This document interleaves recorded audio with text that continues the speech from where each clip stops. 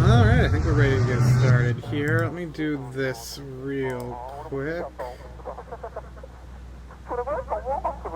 Moment. Okay, and then we go here. Wait.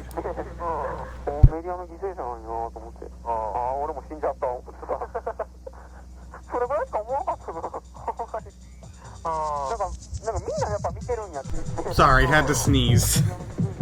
The moment I pulled the camera up, my body was like, no, you're sneezing right now. Alright, hey, how's it going? It feels like it's been, I don't know if just my week was really long, but it feels like it has been forever since last week and the last episode and sorting those t-shirts and stuff. But yeah, we're back. We're gonna continue our dive into Toy Label. We're already getting through releases 12 through 14 today, so that's basically a third of the way through with this episode, so I guess it'll probably amount to 15 episodes more or less, I would guess, just with going through everything else.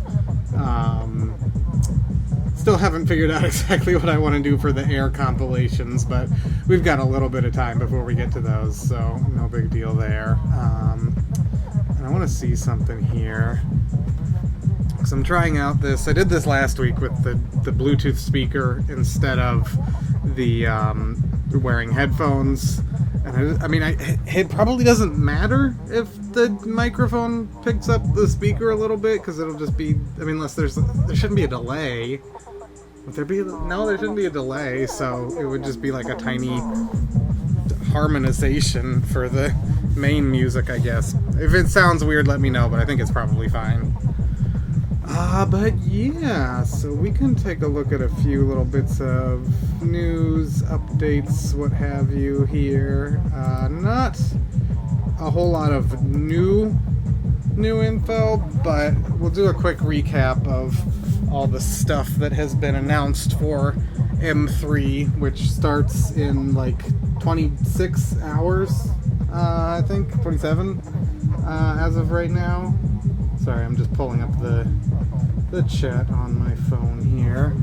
But yeah, I'm not going to go through everything, because, I know everyone else, presumably, if you care enough, you do your own due diligence and go through the circle list and everything. But most of these should be available on mail order and stuff afterwards, I would guess. And there's actually one thing I forgot to put up here. But yeah, so just kind of the main things. I guess these are the main things I'm looking forward to picking up. We've got a new Acid Tamiya 346 release. And most of these are at the same booth, actually. In fact, I think everything I pulled up here is at the same booth. There's plenty of other stuff too, but anyway. So the new Acid Tamiya, new TK and Trophy Best Of album from All Japan Records, of course. And then, so Context which is a unit of Kaiko no Hi, who has done like some stuff for Honda Lady, has a track on, I think, at least one of the Family Ascension releases on Risk System, stuff like that. This is a new unit they started up last year. They're putting out another CDR release of one of their live shows. This label seems to put all their stuff available direct, worldwide, physical mail order on Bandcamp. And yeah, so they say it'll come out on Bandcamp May 1st. And then also Yermok Manhattan's label, Kamai Records, is, I believe, putting out something new, physical. Oh, he ran out. So he had put up pre-orders on Booth here of his new physical release, and I guess it sold out before him 3 even started. But maybe he'll restock after if there's leftover or something. But yeah, as soon as I see, any and all of these go up for sale, on these two will probably be on the Ketchup Arts base within sometime in the next week. It is almost Golden Week in Japan, so that might slow things down, both in terms of people getting stuff up and stuff getting shipped out, etc., etc. But yeah, as soon as I see anything go up, I'll of course post the links on the Discord and stuff, and share them at the beginning of the show next week, etc. But yeah, keep an eye out for anything else interesting that pops up as M3 is going on or whatever. Actually, I wanted to check one thing. Did Instant Hardcore ever actually announce if they're putting anything new out? Is this new? I guess this is new. For some reason the cover looks familiar. But no, this must be new. New Agar full album. Okay, so that's what they're putting out. I just wasn't sure. They announced that 5 days ago. Looks like they'll also be selling online in early May, so yeah, I'll keep an eye out for all those mail order stuff. Oh, keychains. I love keychains. Oh, I love the ice cream scoop clip, or the ice cream cone clip on the keychain. That's great. I do really like that. I didn't know. It looks like they've also got oh no, these are stickers. These are stickers. I was like, wait a minute. These look a little small if they're sitting on a turntable slip mat. Yeah, these are stickers. But yeah, like I said, I'll keep an eye out for any and all M3 mail order stuff going up. And then just a couple other things that have gone up, a couple of YouTube videos. So we talked about, I think last week or the week before, the first in this series of videos from Toy Label. The first one was a track-by-track review of the new Bridge-type compilation. So they put up the... Oops, sorry. They put up the second in this series, just kind of looking back, general talk about... They go through kind of like the foundation of Toy Label and the split off of Imprinting North release, stuff like that. It's all in Japanese, of course, but yeah, you can use the auto-generated, translated captions. Definitely some interesting stories and stuff, so definitely recommend checking that out when you got the time. And then also, just yesterday, the full video of the Psych Out's Ghost, featuring Daisuck and multiple other MCs from last year's 30 Years of Jungle DJ Indra event, went up on YouTube just like yesterday, so definitely recommend checking that out as well. This was a really great set. All 3 of the original Psych Out's MCs show up, are on the mic at some point during this, so it's probably the closest thing there will ever be to like an original Psych Out's lineup reunion show, and wouldn't expect anything similar to happen again anytime soon. So yeah, definitely recommend checking that out, and download it, save it for later, just in case yeah, and then, so there have been a few things listed in the last week or so. I was looking at Yahoo Auctions. I just saw, I think this has been up for quite a while, but there's this copy of School Days for opening bid of 20,000 yen that I'm honestly kind of surprised hasn't sold yet, just because of how much people are willing to pay for shit at this point. Maybe because it's an auction, they're holding out for like the price to go down, hopefully, because that's what people should be doing, but you know, there's that FOMO and the what if someone else gets to it first. But maybe it's easier because it's an auction that, you know, it can't just be sniped out from under you. As long as you're paying attention and you know when it's ending, maybe that'll makes it easier for people to try to hold out for a lower price or something. It's obviously a ridiculous price. Anything, I mean, we've talked about this many times. Anything over like 5,000 yen, honestly, is ridiculous and you shouldn't be paying it, but it is what it is. And then, this is interesting, on Mercari here. So I was going to go over a few things I recently bought, and I expected them to come up just by searching nerdcore, but for some reason they don't, and it's really strange. So this seller has been listing a whole bunch of stuff. They started a while ago, in fact, but they've been putting up more. Right, so like they put up this copy of this Pachimon Tracks album for 12,000 yen quite a while ago, and so that's obviously still up. But it seems like recently they got to like the Doujin music section of their closet or whatever, so they've got a lot more stuff going up. This is an old Hariko Love Beer Track CD for 1450 yen. That's reasonable. That's a good price. Someone grabbed this Node 45 Zapping TV mix CD. But yeah, so I grabbed these. A lot of these went up over the past couple days.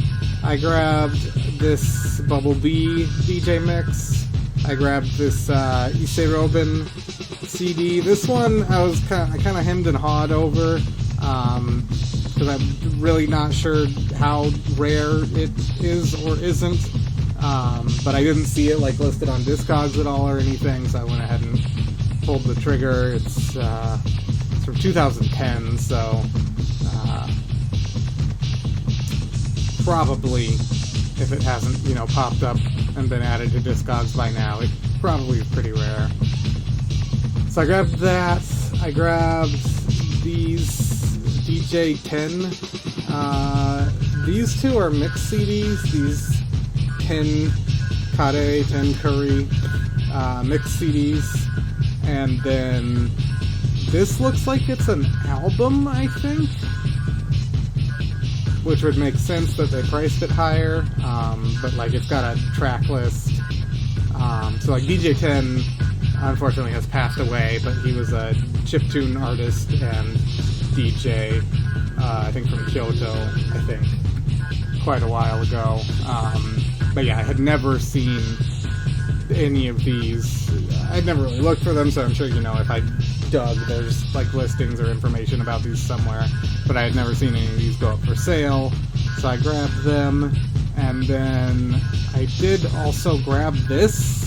I have no idea what this is, but it was 1,000 yen, and they put nerdcore, J-core, jungle, greatcore, all these descriptions in the listing, so they got me. I don't know, it was $7 and it looked interesting and I hadn't heard of it, so I was like, you know, if I'm ordering all these other things, I might as well nab this as well. So if this turns out to be interesting, we'll definitely check this out on the show at some point as well. I'm still waiting, of course, for all these to show up on in my mailbox on Bai, but yeah, if you want to bookmark this page if you don't have a Mercari account.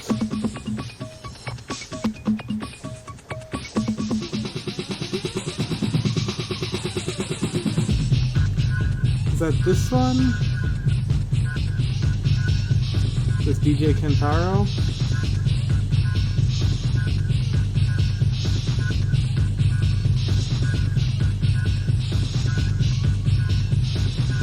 I'm not super familiar, but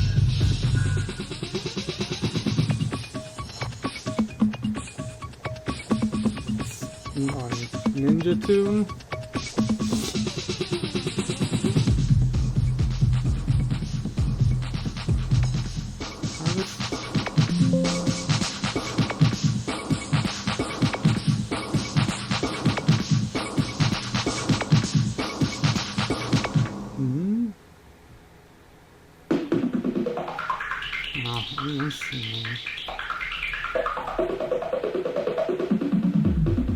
Okay, so there's.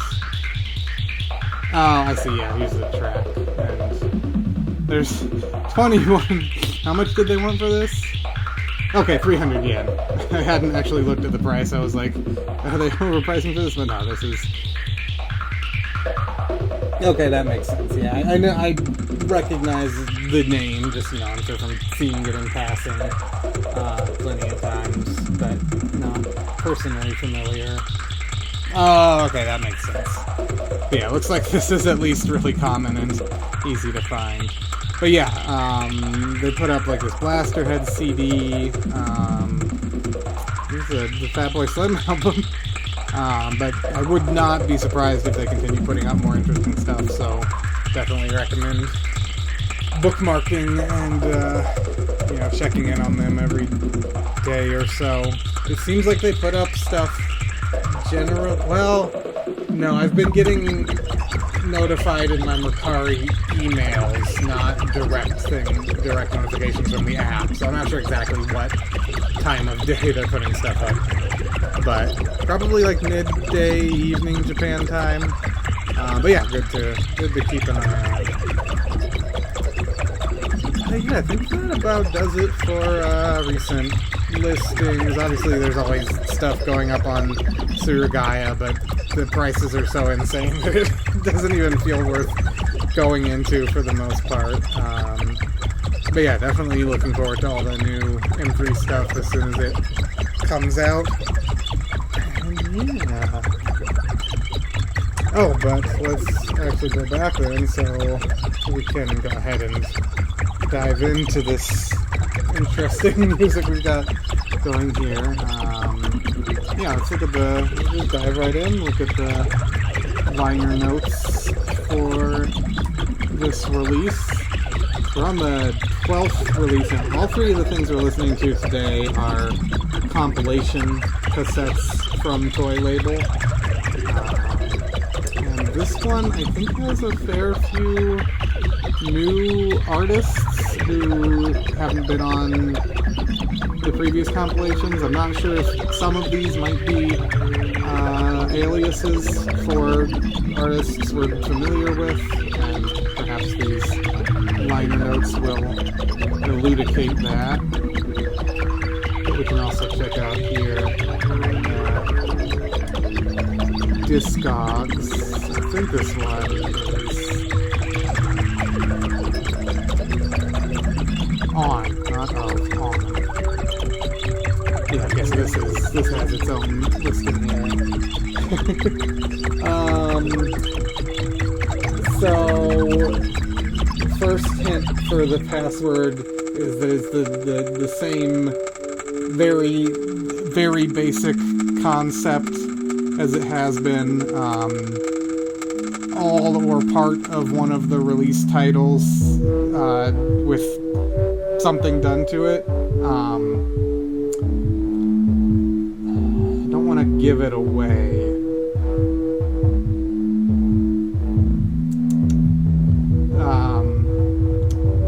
The change, what has been changed, has to do with an animal. So, there's your hint. That might even be too much of a hint, but there's your hint. But okay, so this first track, not this first track, we're already on the fifth track here. But rewinding in our minds to the first track. That is credited to Onodera's Asogi alias. And it might even be the first instance of that alias, looking here. At least as far as what's on Discogs. It definitely looks like... So, like, the main form of it now is this Asogi 1905, but... Is that actually what this is? I always assumed that. No, it's not. It's Asam... What is this?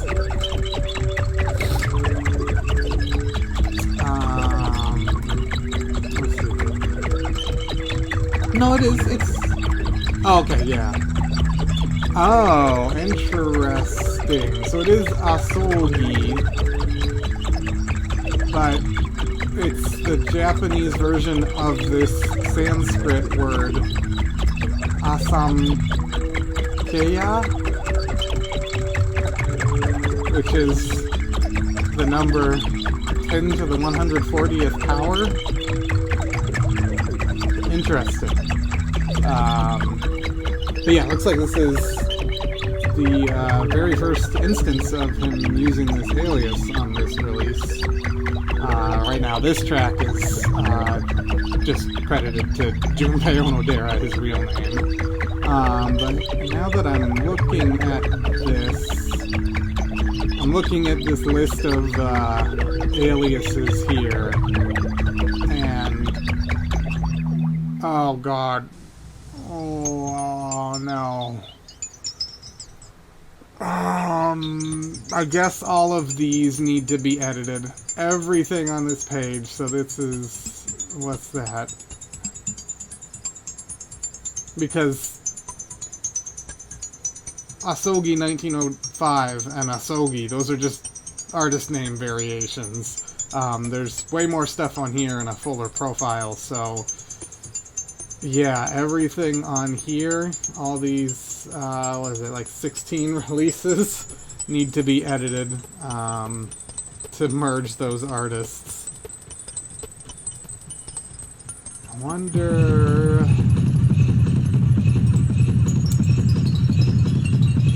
This one, if I had to guess where this artist page was created, I would guess Robotch is probably the one that was added the earliest, or maybe My Life, but probably Robotch. Let's look. This is 2006. That's 2008, so if we look at the original submission here... Okay, interesting. So it was original. Okay, so when was it changed then to be correct? Some point.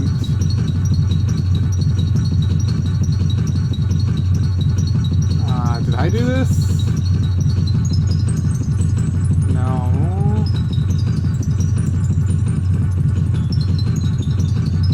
Okay, so Tristan did this, but this artist already existed. Yeah, but it doesn't show you creating a new artist, so it must have been created somewhere else. What else would have been? And that was 2006, so it has to be a release before 2006. I don't think it would be on this or this. I'm just gonna look. I'm just really curious now. What of these was added before 2006? Alright, no, that's it. Well, this was added forever ago. Oh, undoing. What is this?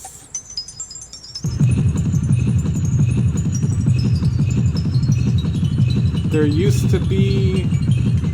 Oh, there still is. Great. So there's also this. Just orphaned here. With these two looks like 2-3 releases.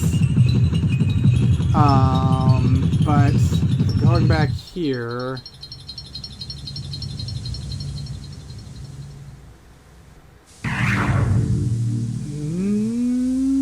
so at this point it still existed. This is also, that's 2009.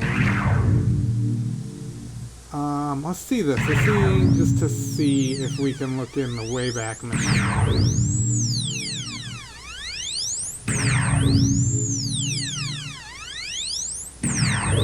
Oh, and this, now we're on a track by Chewing.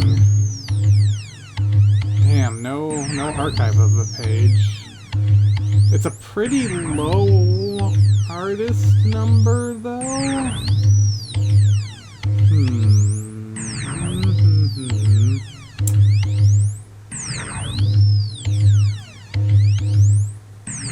What else could it have come from? I mean, so let me go back here. What was the date? Okay, that was only 2014. And the edit on here, or not yet, this one. This was 2009. So it has to have been created before 2009.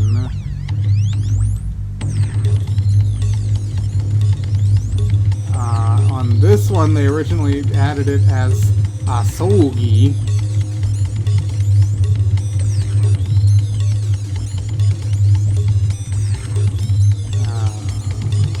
This person, probably? Yeah, so that's... I mean, eventually we'll find it. Now, the question is... I'm looking, you know, at all of the releases currently credited to this, but if this artist was created on a release and then someone edited that release to make this name, Asogi 1905, an ANV of Asogi over here, then it won't show up here. But let's look here. 12 years ago. No, we're looking for before 2009. Go up here. I don't feel like these have been... Maybe this one? This one might be it, actually. Let's see here. Not that one. Not that one. But this I remember having... I thought I remembered having been on Discogs for a long time, but I guess not. Only 9 years ago. So we look at pretty much everything now, except for this. And let me look at this again just one more time, just to see. 13 years ago? No.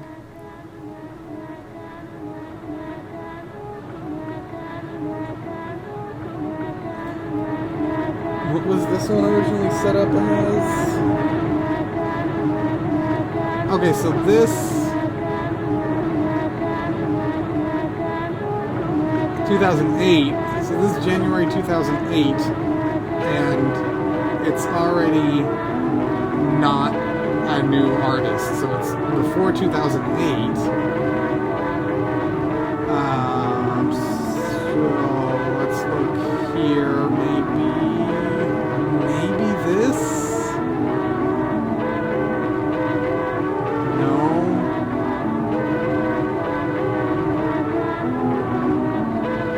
That's strange.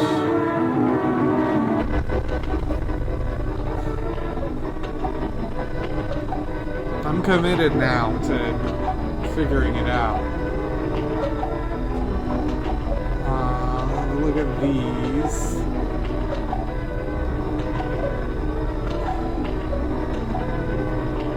I'm looking at these A and B's now, and like, I'm not sure if asterisk A asterisk is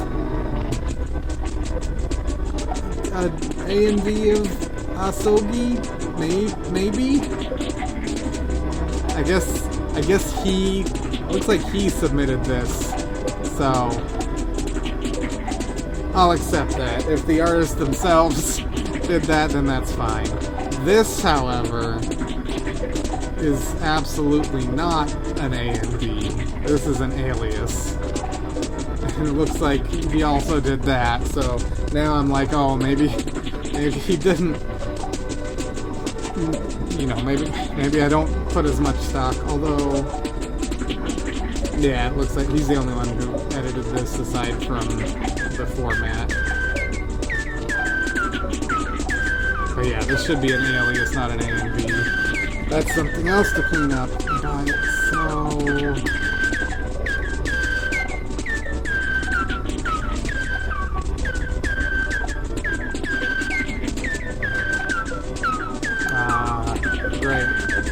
Great job, Discogs. Where could it be from? We've looked at literally all of these. Unless I missed something. I'm gonna look at this, and this, and this one more time. And this, why not?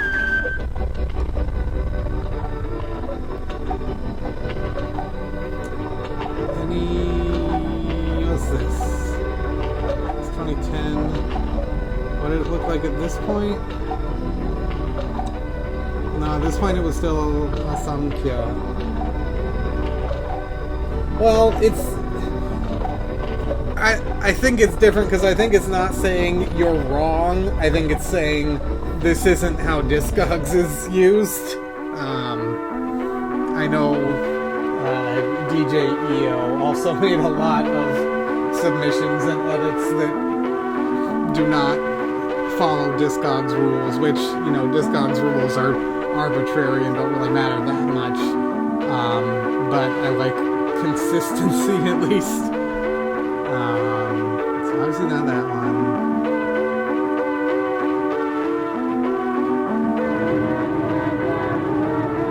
And so, what was this set to? That's December 2008.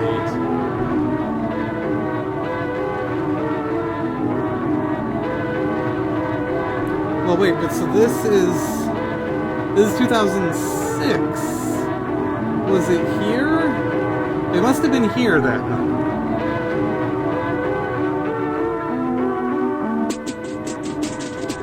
I think it must have been here because the little warning of new artist being created, this thing, I don't remember when this was introduced, but it must have been introduced after 2006. Must have been introduced sometime between 2006 and 2009 is my best guess. So it must have been created on this release, and then this one,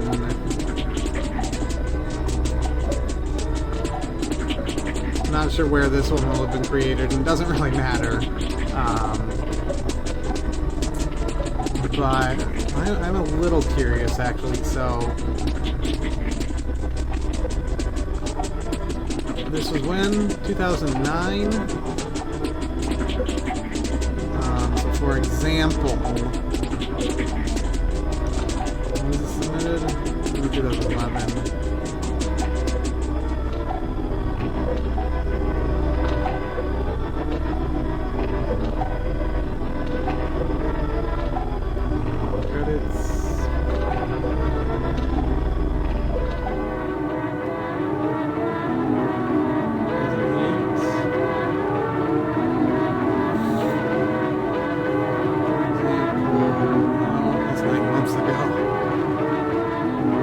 Well, anyway, what I'm getting at is this Dukong guy.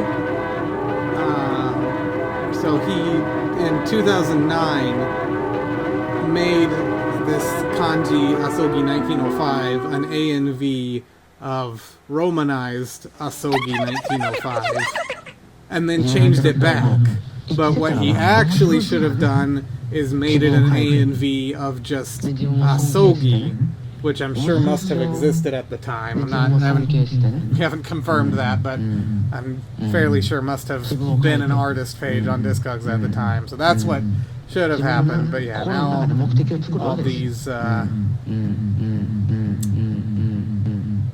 Asoki 1905 credits do need to be moved. Not a big deal. Someone will do it. Maybe I'll do it later. But anyway, what track are we on now? It's a squiggle track. Yeah, I just wanted to look through these other new artists that are popping up. How do you read this? Is that Yuchol? U-Body.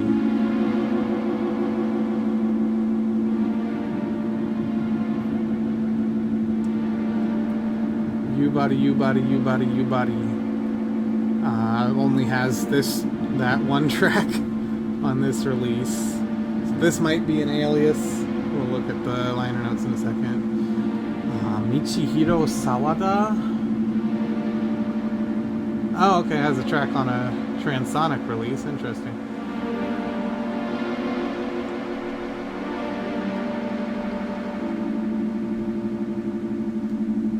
And just those two tracks.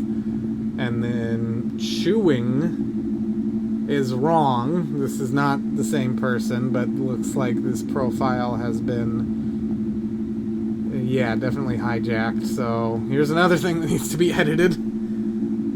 First thing in 2018 here, but this was added when? 2015, so yeah, clearly the Japanese Chewing had this profile first, and it's been hijacked, and it's got this guy's face on it now, so fix that later. But it looks like our Chewing is also only on this release. I don't remember, who was Love Peace? Love Peace, aka Madman? Just on early toy label stuff. And then Clear Sea.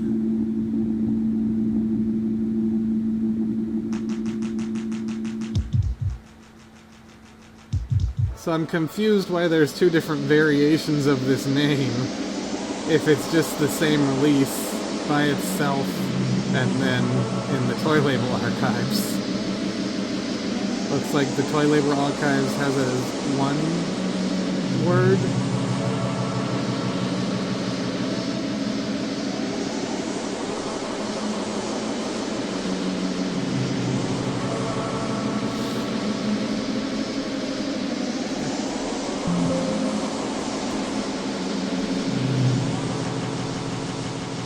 Yes, I don't know that it needs to be AMV'd on here. I'm not sure. Let's see here. I don't think the documents show the track listing for this one. Yeah, there's no track listing in the scans from the toy label archives. So I'm not sure why. I'm sorry to call you out during the stream. I'm not sure why on this release page it's got an AMV, but it's not important. I'm sure you had your reasons. But yeah, so yeah, let's go back and look at these, finally look at these liner notes now.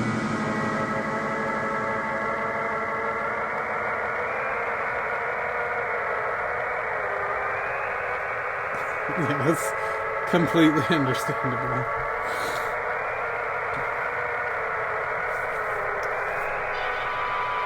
Okay, so this was created after Imprinting North release's first release. Okay, the title is a pun on Ken Ishii's Garden on the Palm.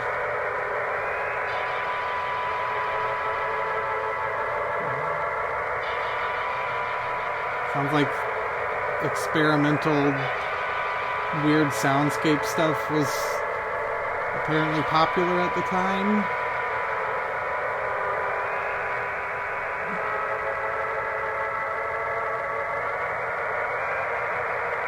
Oh, the you body, you body, you body.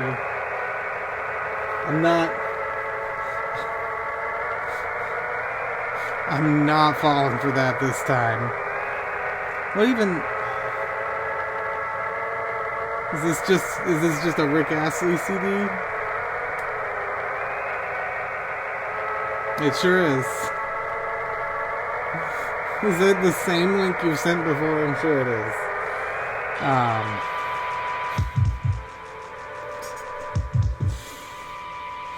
Didn't get me this time. I'm safe. So yeah, the You Body, You Body, You Body track is a phone conversation between Nakajima and Onodera. And then, oh yeah, so this sentence should be translated as, I don't even know, what is even this coming from?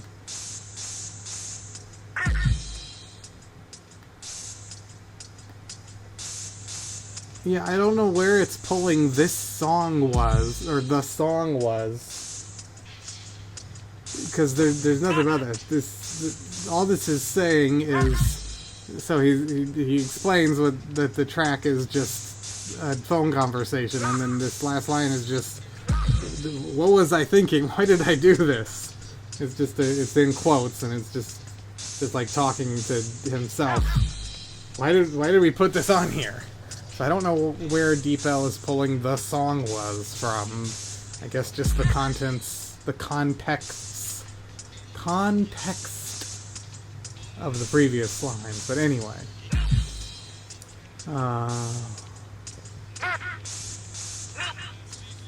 Oh, and see the liner notes for Last Resort for more details? I don't immediately remember what was Last Resort a Toy Label release? Yeah, okay, the Chrono. We listened to that.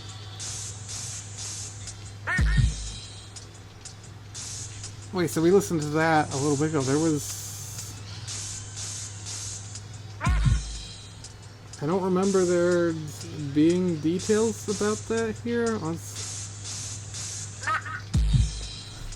I'm just looking at these liner notes to see what specifically he's saying to refer back to. I'm liking this track, little duck noises. I don't think it's actually duck noises. Yeah, I haven't figured that out yet. I'm still kind of playing with a few ideas.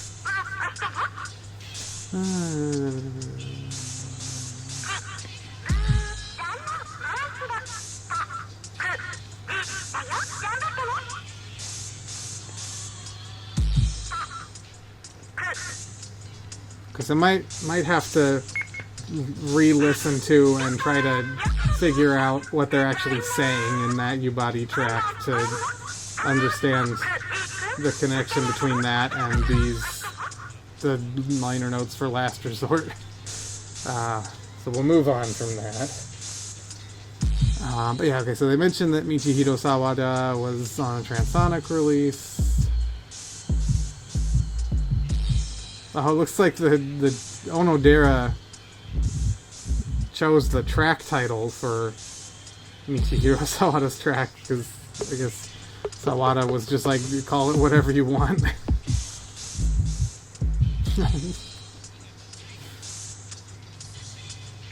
So when he says sound bad here, it sounds like...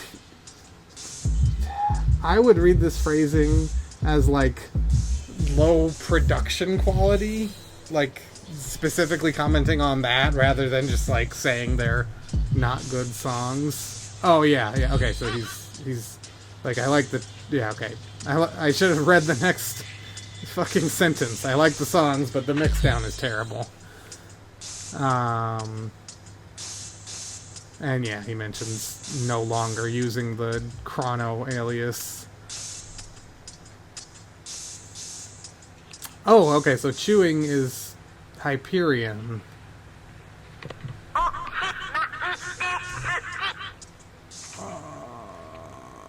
Is this the one? There's many of them. Solid Snake. 15. Okay, so when I unhijack that later, I mean, I guess I can just do it this way. Add chewing. Add alias. See? And since this is hosted on the web, I can just post this as an actual source, because, you know, I've been on Discogs for, like, what, 17 years? And I think in the last 2 weeks, I've gotten more people asking for sources for my edits than I have in, like, the last 10 years combined. I don't know if it's just a coincidence, but I've gotten a lot of people being like, hey, can you give a source for this edit? And it's like, you're right, I should include a source, but when I get asked that, it feels like, well, why would I make this up? What benefit would there be to me to make up adding a catalog number to a release? But then again, there's people who do that, make shit up for no reason. So I can't actually express that sentiment, because I know I've seen that happen. So yeah, but yeah, so interesting that chewing is Hyperion, and who has a couple other aliases as well. Shocker, that still haunts me. Nebulizer. Okay, so right, so Makoto Takeshita is on here as Nebulizer and Squiggle. Oh, okay, so Clear C is Q+.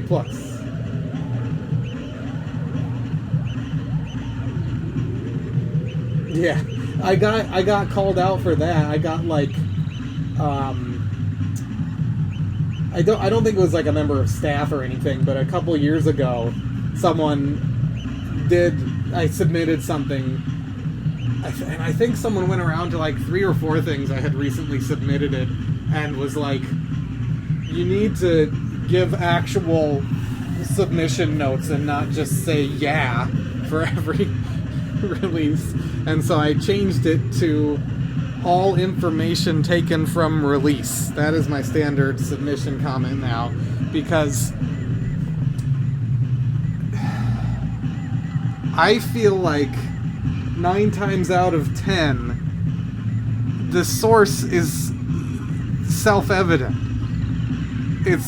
It's from the CD or it's from the cassette. It's like, what is the value of specifically acknowledging that you got this information from the CD, you got the information about this CD from the CD?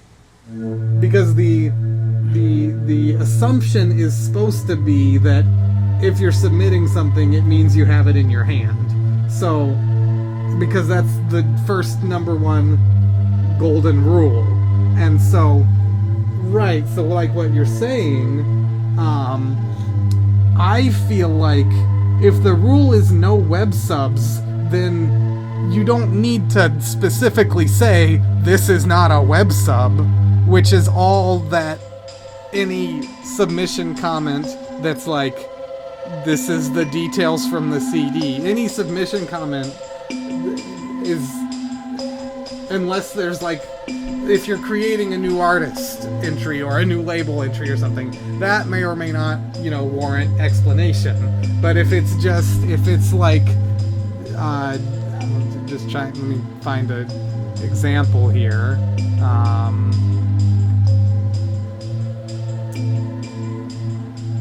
Let's see here. Just looking for a good example of something that like all the artists already exist. There's nothing, you know, like this, right here, this release. There's one artist, the label profile already exists, it's just a track listing, and, okay, so this was already submitted, but, like, if I had been submitting this, what's the point of saying anything? And it's interesting that I chose this as an example, because this is clearly a web submission, but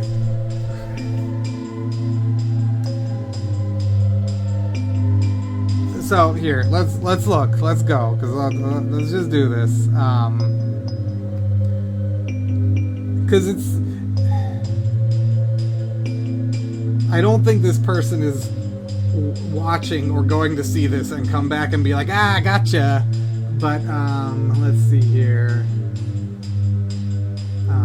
where is the stuff, because I added a couple of these missing.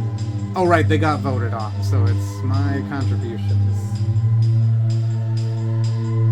So let's see, yeah. Yes, so this, I submitted Machine Go tracks. And I was being a little cheeky, to be honest, because this is a web submission, you know, because obviously it is, because I don't own this. So I just said all information taken instead of all information taken from release. But then this person comes in and is like, web submissions are not allowed. And on the one hand, yes, you got me. But on the other hand, what's the proof? What's the basis on which? And so yes, I lied.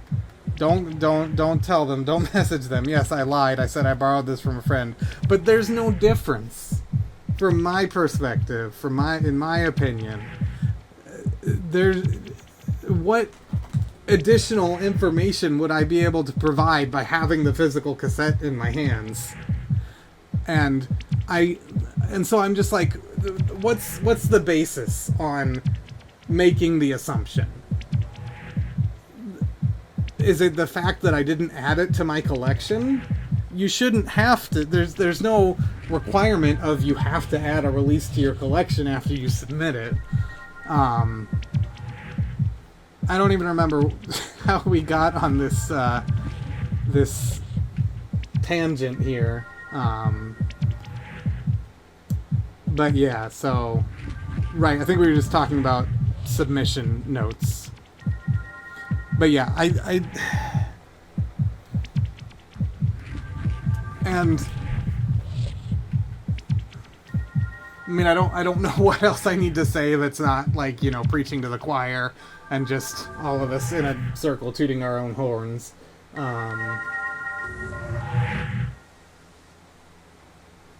Oh boy. So I mean, like that. Yeah. So I saw what you did, that you had done that. I should have done that same thing as I submitted them on those toy label tapes. And like,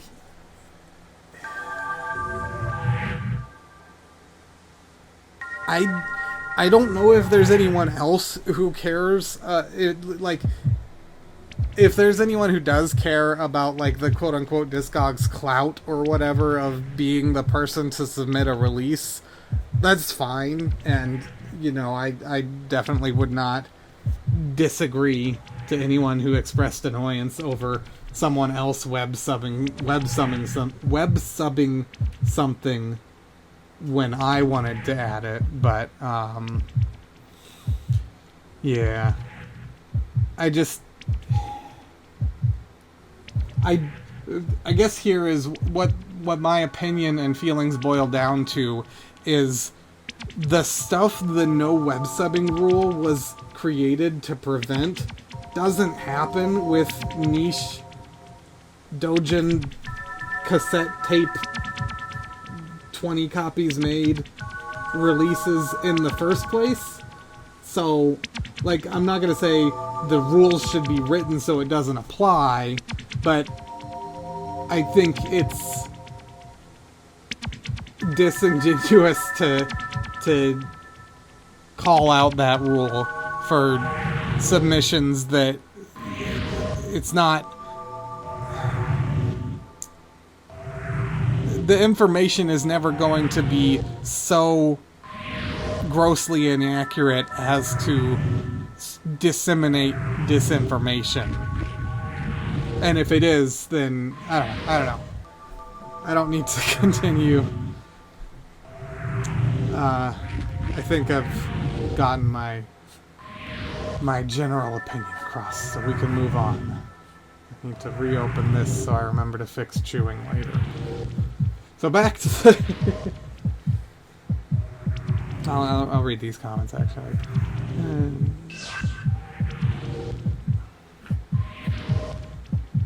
I mean, that's fair, too, yeah, if you have specific feelings about Discogs as a website in general. But, yeah.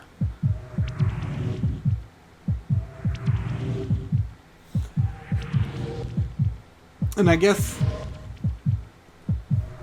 my approach, which nobody else has to take or share, is if, like Tristan is describing, someone is making a bunch of poorly done web subs that are lacking or have inaccurate information, I would go through and vote accordingly, give accurate votes of needs major changes or needs minor changes, but I wouldn't call them out or report them for making web submissions, because that feels like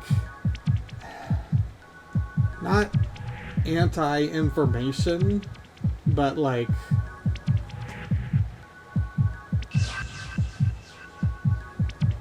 I don't know. If they don't listen to the feedback and they're insisting on doing a very bad job, then sure. But yeah. Okay, so going back here, let's go and add this alias for Q+.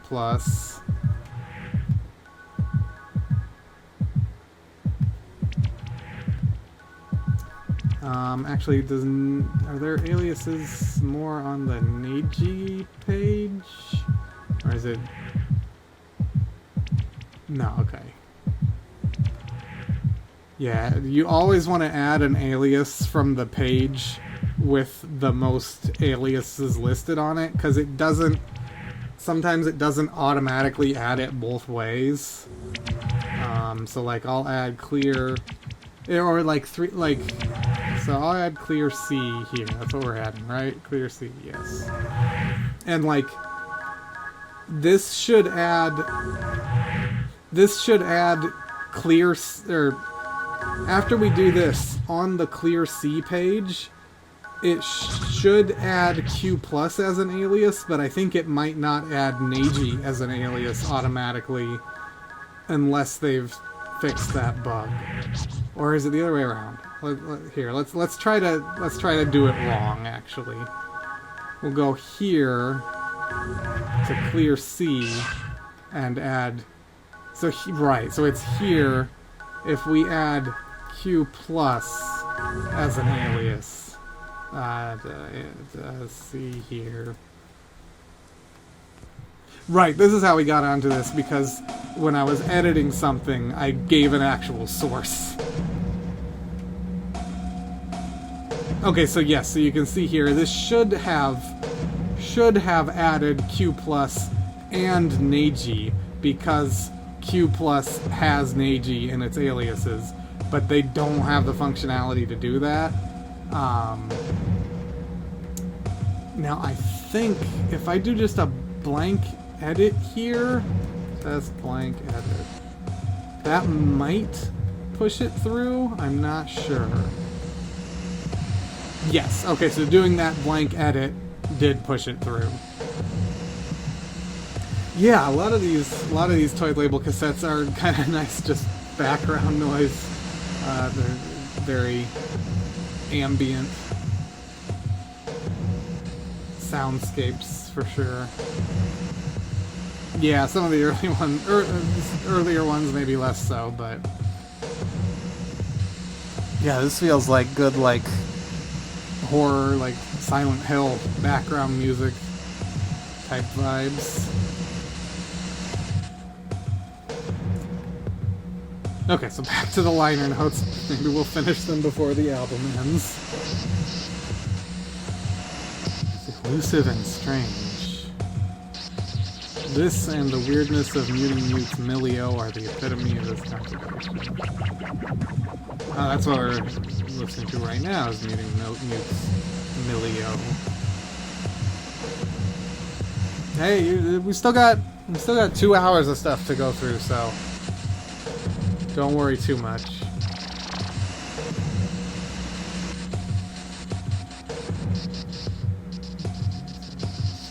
Especially the latter half is crazy.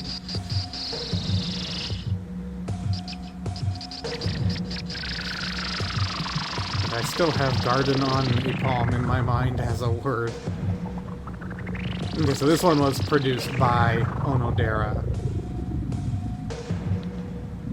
And I guess that this we'll probably end up seeing this is probably the last thing that he was heavily, majorly involved in before, yeah, focusing on imprinting North Release. Okay, yeah, so yeah, as it says here, this is his last major project in Toy Label. This where is it? Yeah, I don't know if stench is the nicest word. Maybe like, you know, if you wanted to be a nice, you could say aroma, or if you wanted to go middle ground, you could say like odor is a little nicer. I think stench is a little strong of a word for Deep L to be using here.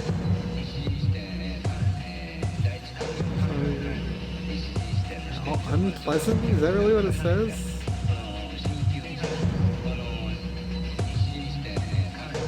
Yeah? I think this is meant as a compliment, though.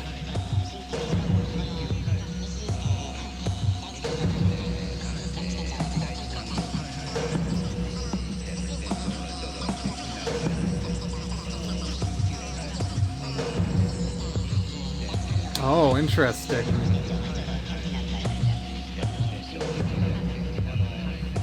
Leo is a strong with a musical scale based on the sound of an electric stove net being struck. Oh, so probably the grate, the plate of the electric stove, I guess. So the TK and Trophy album, that should go up online for sale.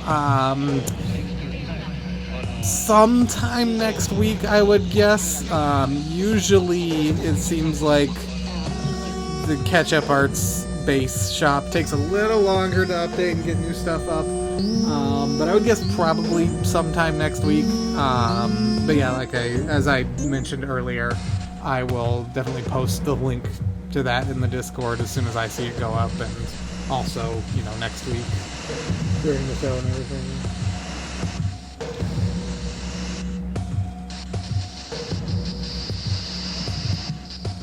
Yeah, I almost wonder.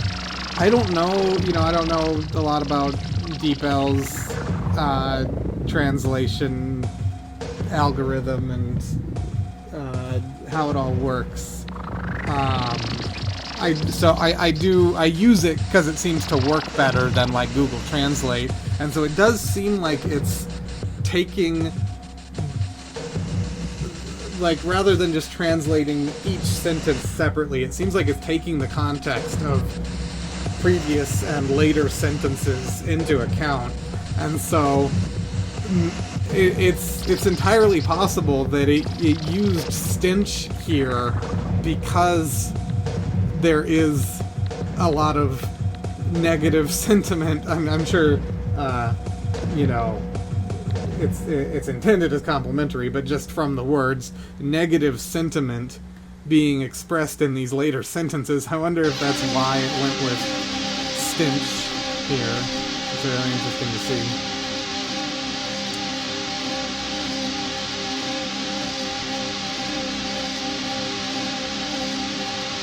Yeah, I do really wish that All Japan would, even if just digitally, re-release all their old stuff, because I know they've done that in bits and pieces over the years. They did that a bit on, they did that on SoundCloud a little bit, they did that on Last.fm, they did that on MySpace, but like each time it was kind of, you know, not complete, it was just a few things. Okay. Good looking out, yeah. I've definitely recommended that myself to him as well many times. But I know that they have to, you know, they want to, I'm sure they want to at least get permission from the actual individual artists, and then also I'm sure, you know, there's some concern of copyright and sampling and everything.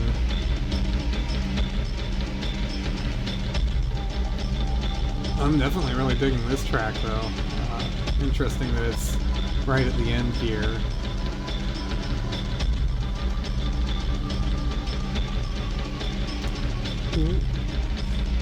Now that I think about it, I don't actually know off the top of my head, what is the maximum capacity of a cassette tape? Audio cassette tape maximum.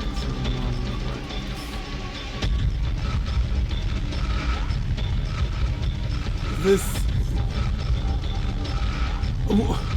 Why?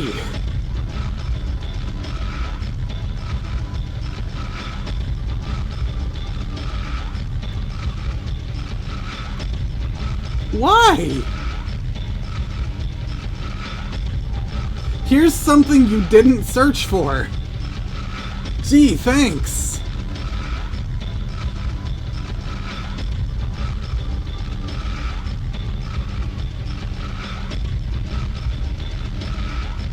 These still aren't really even answers.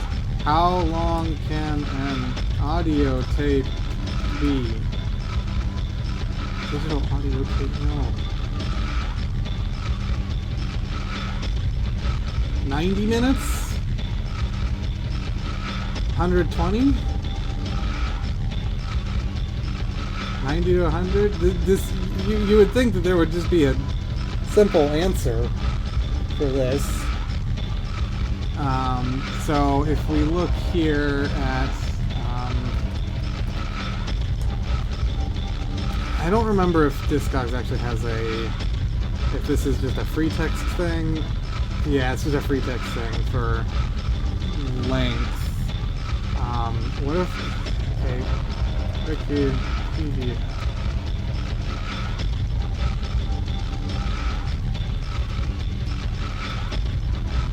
Compact cassette tape.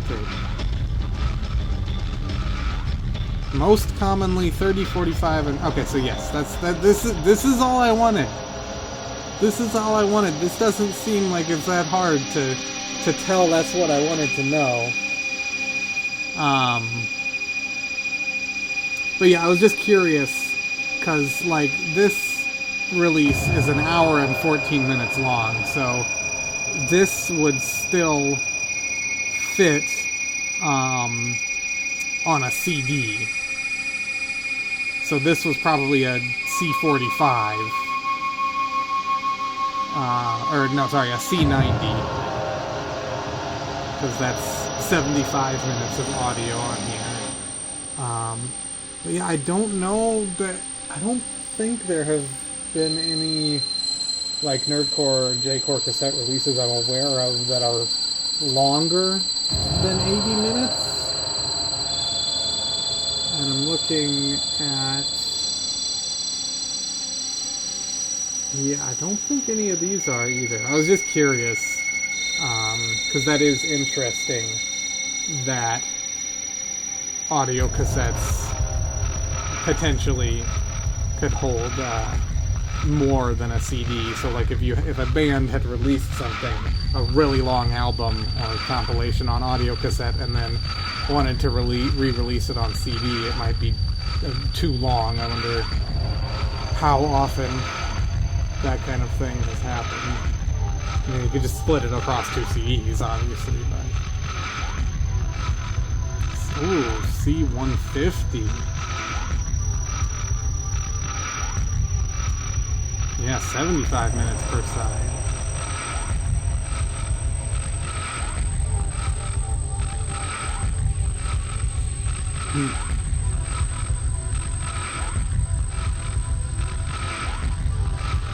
I am going to take a quick break as this, actually, I'll wait a minute. As soon as the next release starts up, I'll switch the album info and then take a quick break.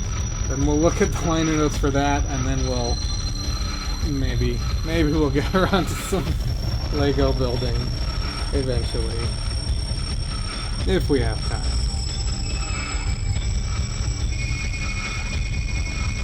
Oh, the liner notes for the next cassette are very short. I guess it kind of makes sense maybe that at least Onodera wouldn't have a lot to say if he stopped being majorly involved with the label at that point. Do we have the next one on? What ones are missing at this point? Because I went through last week and got the YouTube archives of the show up to date, which meant, like I mentioned, adding the few of these early releases that weren't already on here. But yeah, here's what's missing at this point. 1, 2, 3, 4, 5, 6, 7, 8, 9, 10, 11, 12, 13, 14, 15, missing 16, 19, just 16 and 19, so that's Fake Rose, which is definitely a weird one, and then D.O. Makoto Nakasumi's D.O. So I'll get those added eventually. But yeah, we've got this next one on Discogs.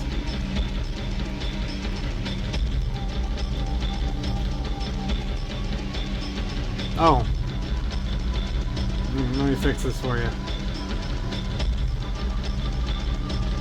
There you go.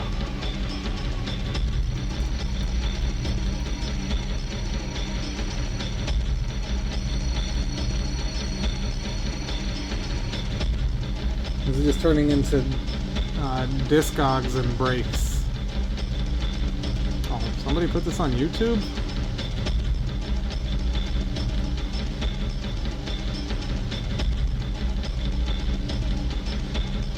Oh, it's on the Yuri 2356.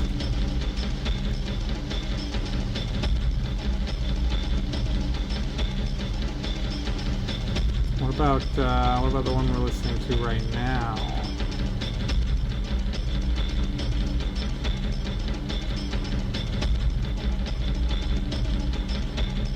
That does not show up here.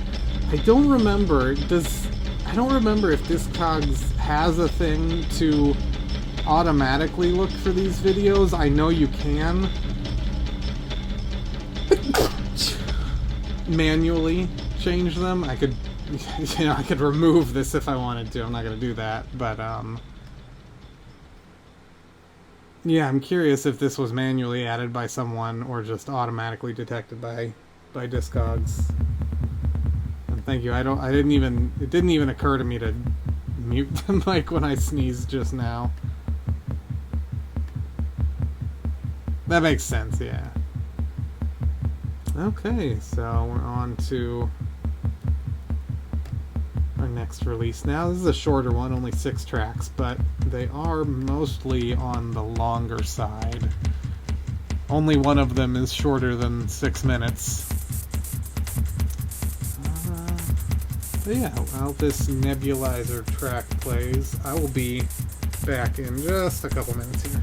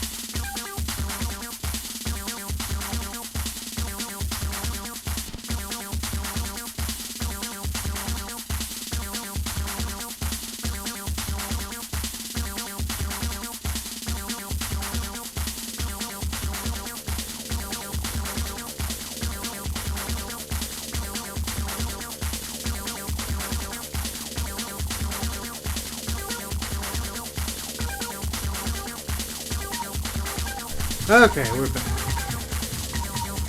We're going back to this, yeah. So yeah, who does have this in their collection of it? I don't recognize this name. They don't have a very good buyer rating here. This is actually confusing. There's no link to look at their collection here. So, like, if I go to my profile page, in collection, in want list, there's not that here. But if their collection was private, oh, that's not has, that's one rating. So this is not actually necessarily the person who has it in their collection. I think it's a little more likely. Yeah, I didn't notice that. But, okay, so this could just be someone else. So who knows who has it in their collection. But the fact that also that they do have, I mean,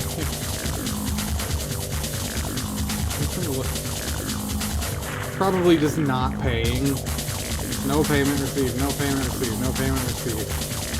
No payment, no payment. Not paying. They probably forgot they ordered stuff or something, I don't know. I like this neutral feedback of welcome anytime.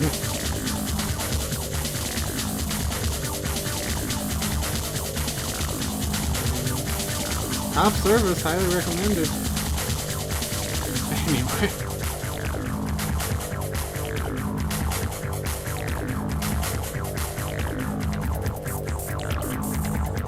This is a very, like,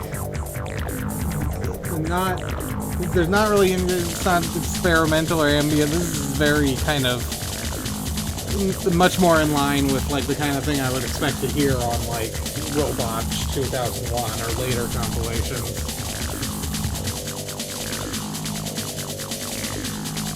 Just 11 minutes long. Yeah, no, I'm sure not. So yeah, we can look at the very tiny liner notes for this one.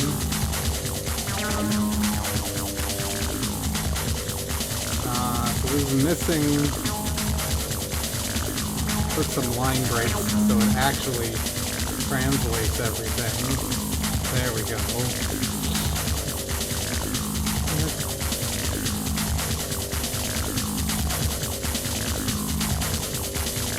kills those who come.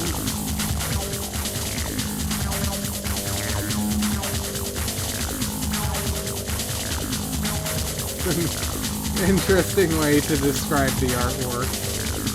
This,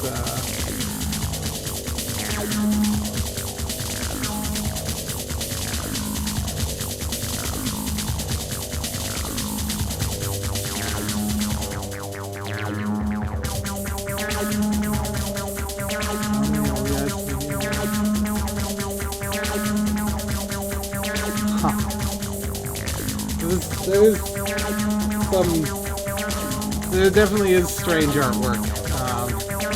You know, I can agree that if I came across this without context, it would be a little off-putting for sure, just based on the artwork.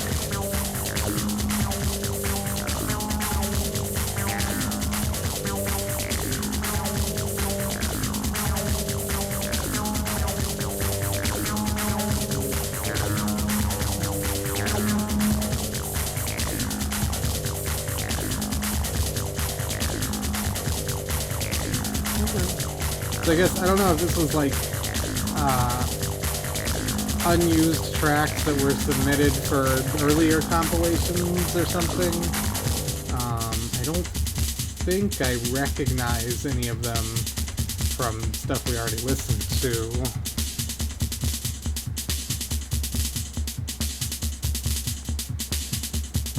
But yeah, as noted by Onodera there's only volume 1 of this. The chrono track on this was later re-released on a Imprinting North release album, it looks like.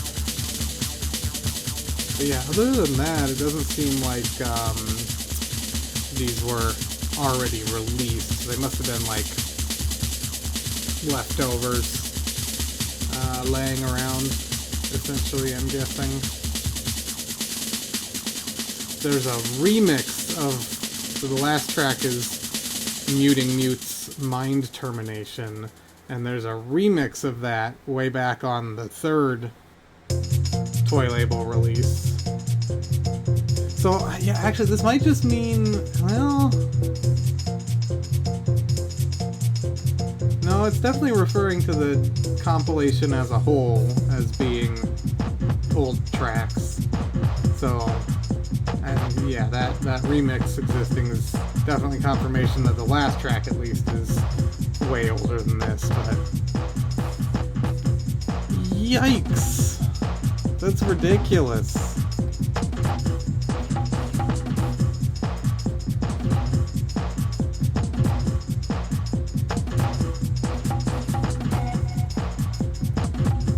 I think I have to put a space...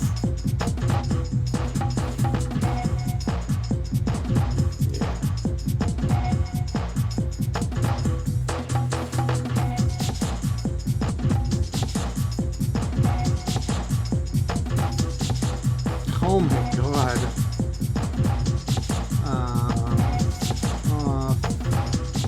Let's do most expensive first. What the? Which shop is doing this? Where the hell?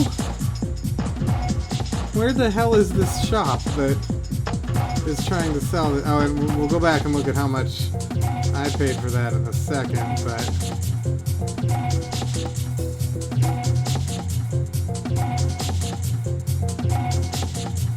It was out in Saitama.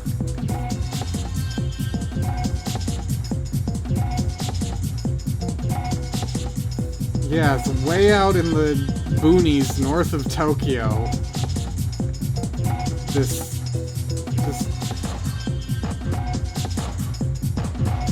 And they don't even have that much... What else did they have? How did that end up here? And just that? There's like a Tano C CD, but they don't even have that many.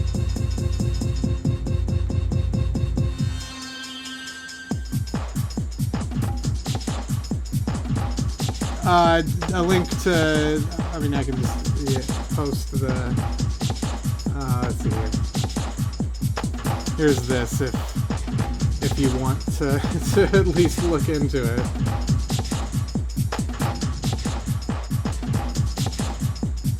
But yeah, I would be very curious what the actual in-store price is, because I know that sometimes varies.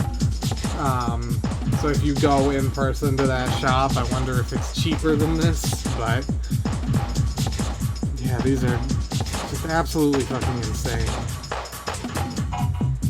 Yeah, they'll pay 20K.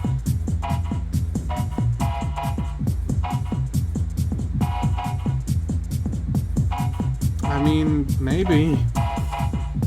These early ones especially are not that hard, you know. I would say the hardest thing to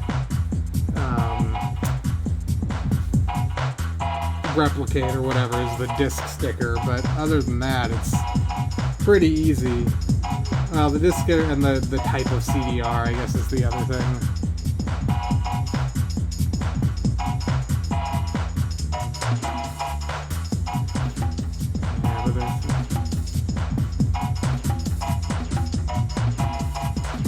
There's exactly 2 releases and only one mainline SRPC release less than 10,000 yen, and that's only because it's on time sale. Fucking stupid.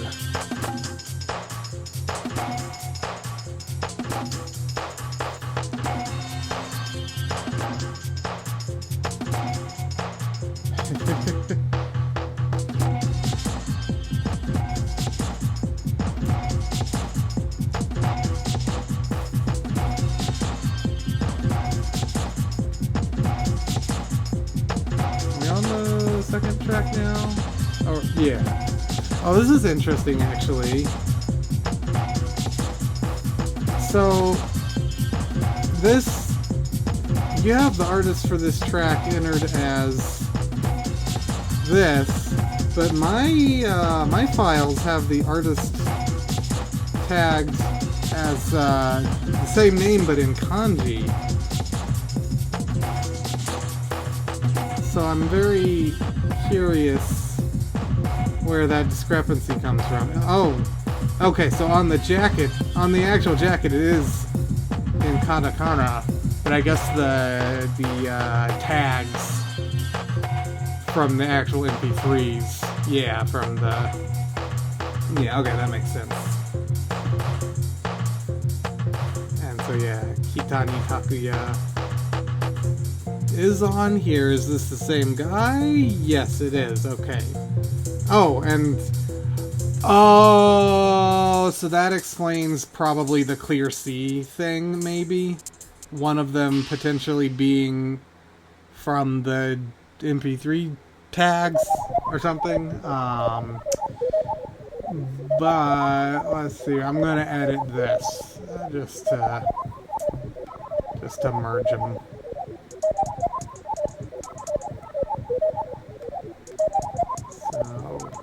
Here, put this here. Merge artists. Now here, look. I'll give really detailed notes.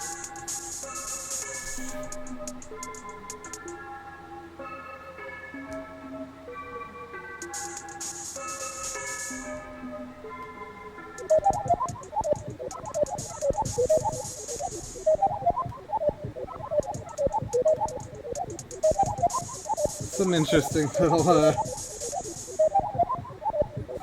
don't even know how to describe these little sounds. Sounds like a broken recorder or something. Broken flute.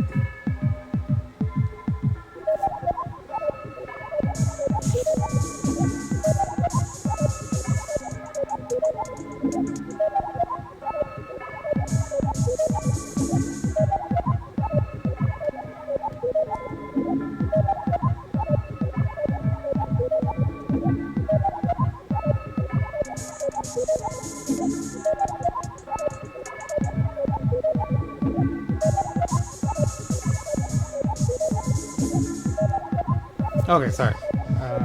distracted by shit. But yeah, I think we'll actually have a little time to do a little building here. Unless there's anything else, unless we want to spend half an hour fixing stuff on Discogs. No, we don't need to do that. Let's do this. No browser. Over here. Is that right? That's right, yeah. Is it, let me look at this again though. This is all right. I'm just always paying attention to the, I don't even remember what that is now. The exposure?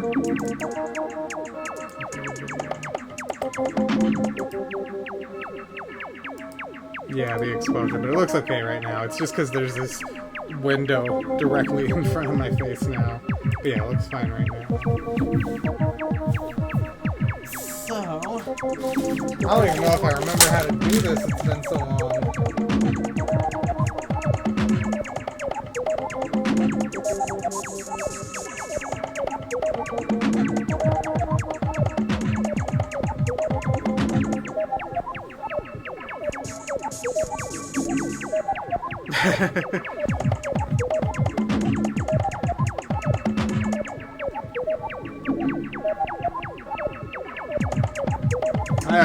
I have no idea what that guy is up to. I have not heard from him in probably like 10 years at this point.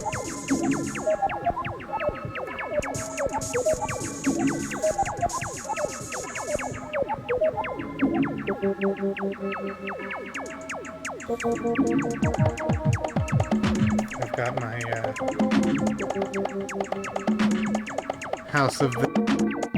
House of the Dead glasses cleaning cloth here.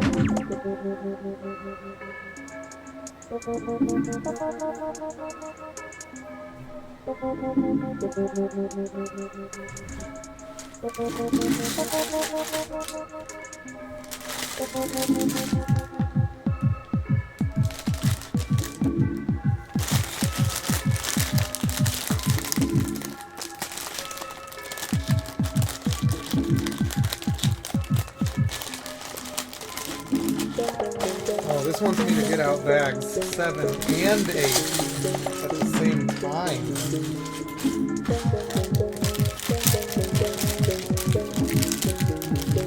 Oh gosh, I think last time I talked to him was before I even knew Discord existed, so I think you've definitely been in touch more recently than me.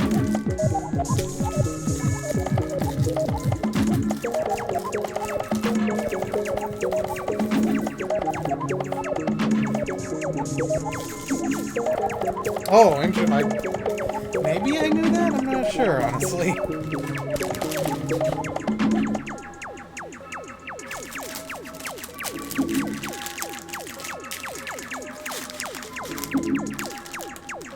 Is Big Friday?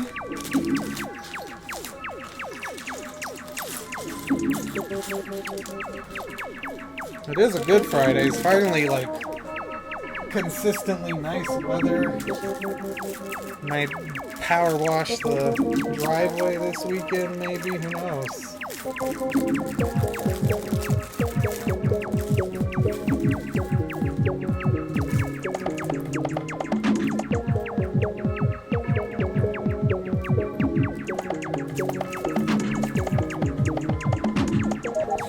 Yeah, I mean, it would be nice if, with the new compilation, it would be nice at, like, the very least if they put out remasters of the rest of these old cassettes. Well, I've had the grill out since February. Firing that thing up at least once a week.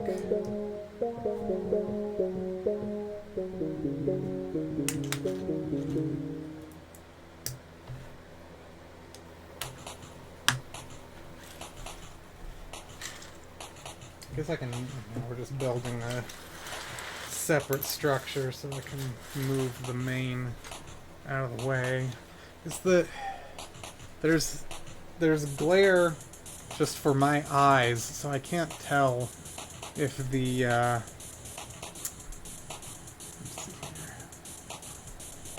this camera, if I need to like mess with the brightness or anything. Oh yeah, the brightness is way low. Okay, there we go. I thought that looked a little strange. That might be too high. Maybe let's do like that. I mean, that's color intensity. That's fine at normal.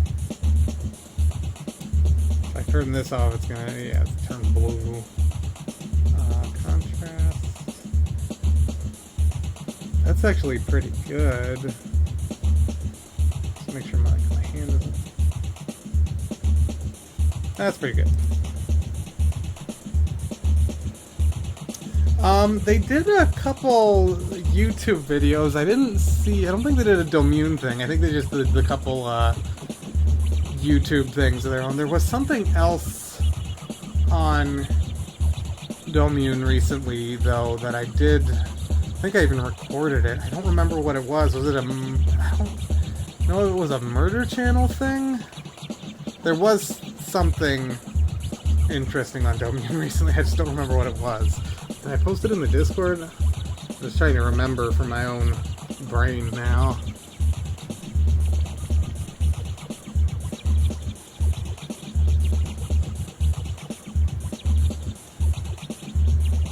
Yeah, it was for the... Was it for the Hammer Bros thing?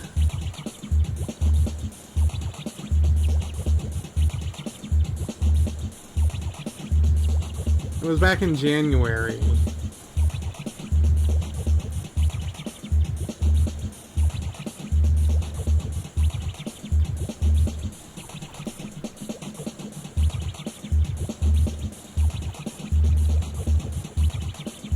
Just trying to remember. Yeah, okay, yeah, it was for the Hammer Bros thing. That's what I'm thinking of. That was interesting on Domune recently that I recorded.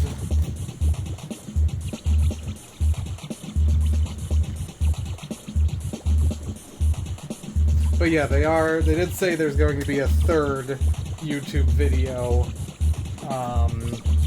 They just said going through, and probably just like talking briefly about every toy label release.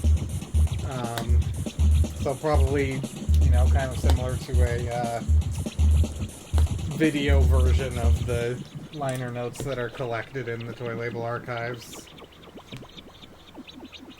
If I had to guess.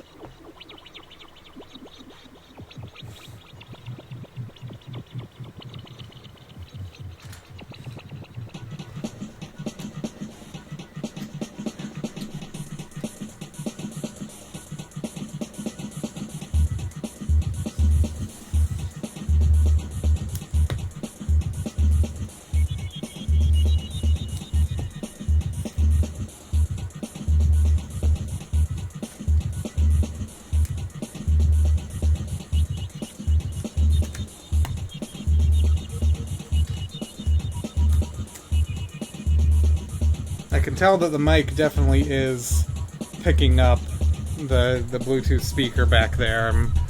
Maybe I'll just listen back to myself later. I'm just curious how much it's coming through and if it sounds weird or not. But it might just be stronger now because of that very heavy bass line coming through.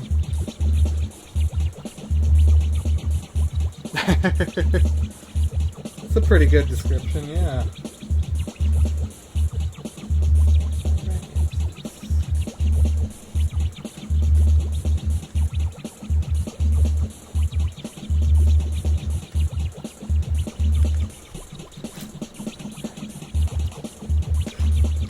Just a little.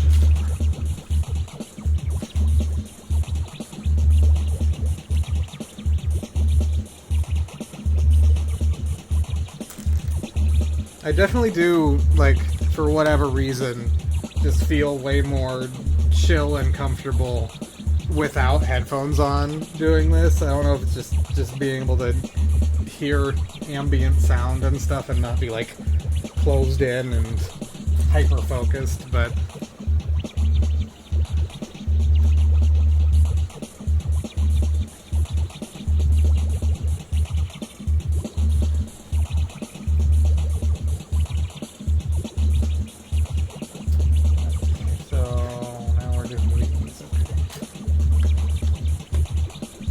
Yeah, I do feel like around here, the stuff we're listening to today is kind of when it smooths into kind of consistently more, I guess, dancey, for lack of a better word, stuff.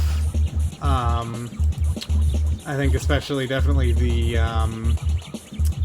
Toy 017, the collaboration with Neuronet Recordings, similarly feels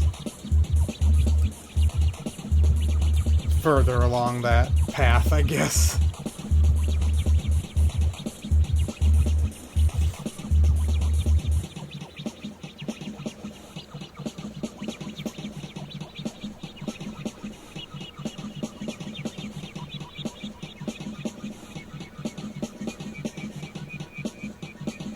It was interesting to notice. I hadn't actually, like, actively checked before, but I realized that the Kara Techno first album, that cassette is the last cassette release on Toy Label. After that, everything is CDs. So it's interesting that right there is the transition point.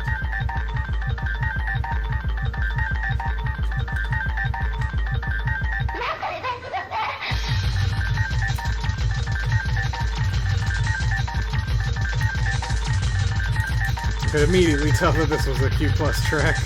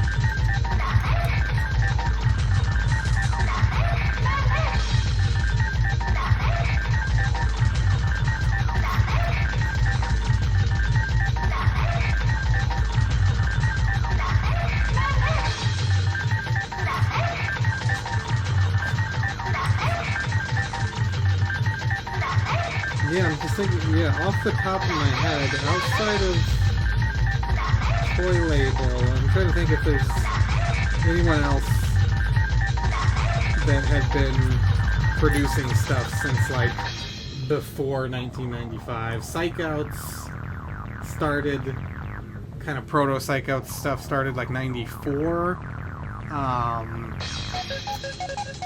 And maybe like a couple hyper-rich artists may have been producing stuff around like 93, 94 at the earliest, but there's definitely, some of the very, very earliest proto stuff.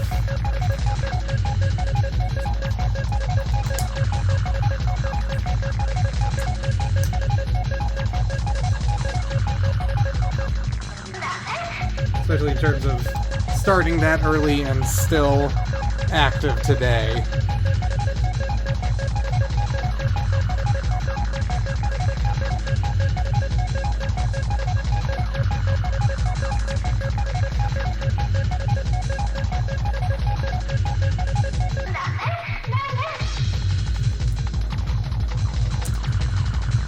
Oh, interesting. Was Evangelion that early? I always thought it was 96. But I could be wrong. Yeah, 96 feels correct.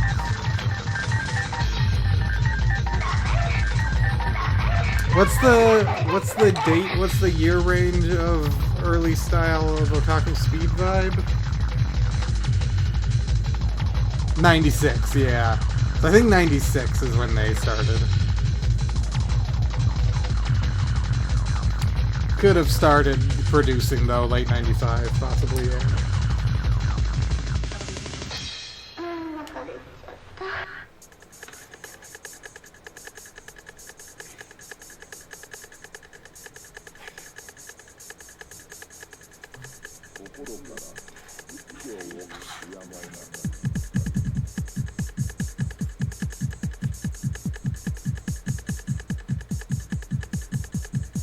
Yeah, the last track for this release. This one's on the shorter side, certainly.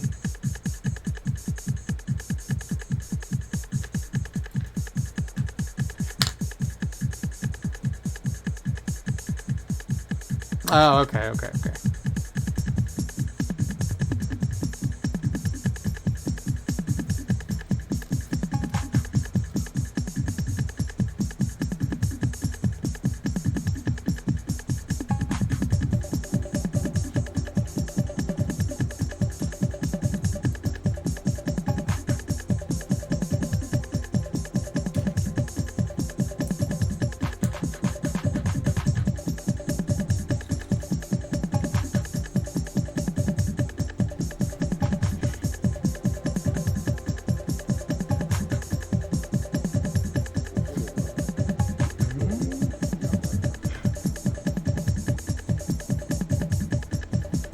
Actually, okay, that is interesting. So this is supposed to slot here, and it actually the tips of these fence posts, they slot in the gaps here. That is a very interesting connection that I have not encountered before, I don't think.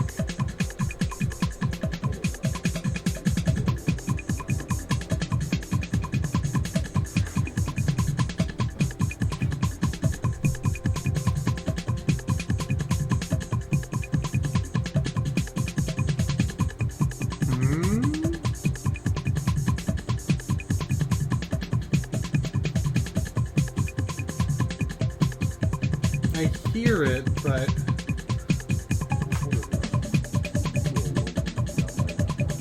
I don't think I can place it.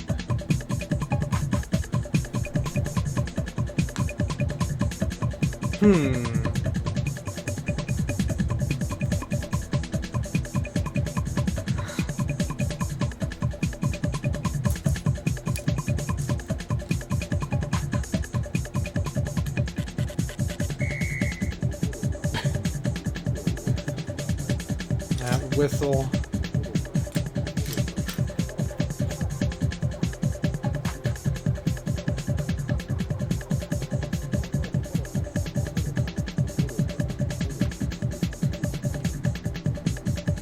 Oh, whoops. I messed up. I blew it.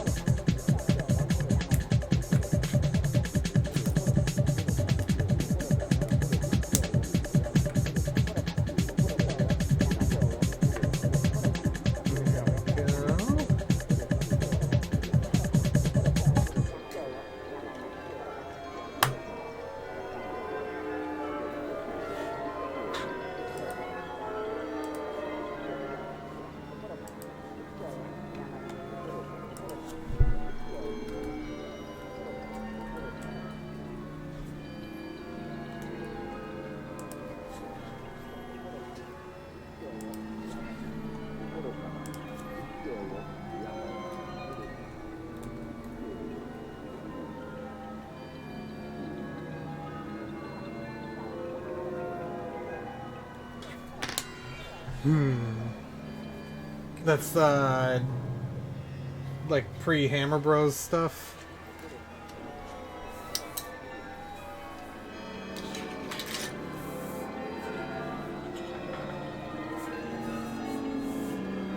Get out of here.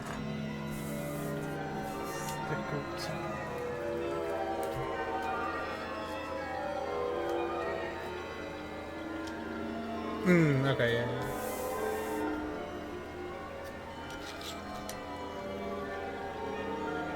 I'm getting kind of creepy.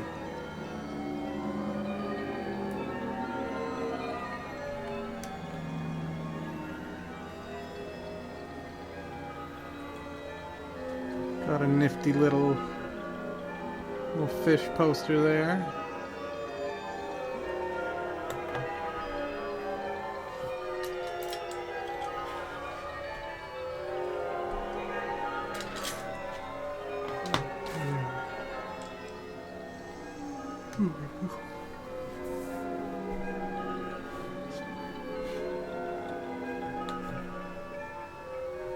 What if the whole rest of the track is just... Never mind. Toby was like, no, it's not.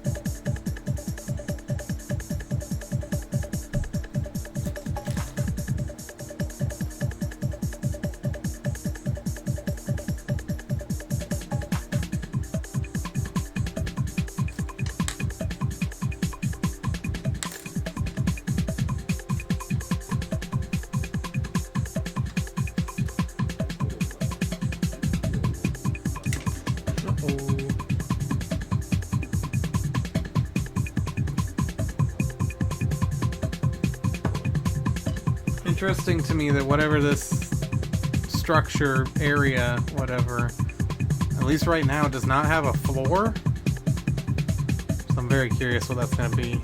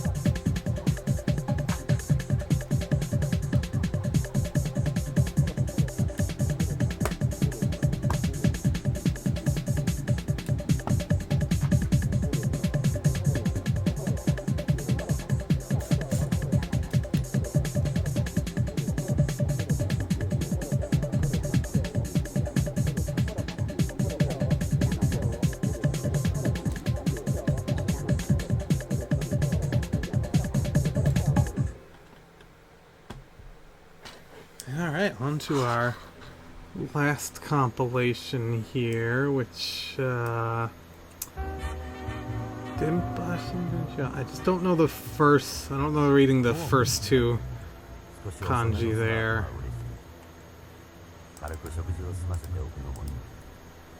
But yeah, let's take a look at the liner notes for this one.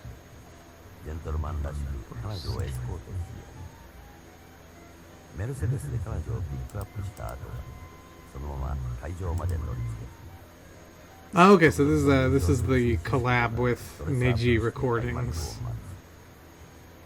照明が落とされ、いよいよオープニング。リズムが高まり、磨き上げられたサウンドが場内を嫌顔でも高める。さすが評判だけのことは、決して派手さはない。聴衆に強い感動を与えた。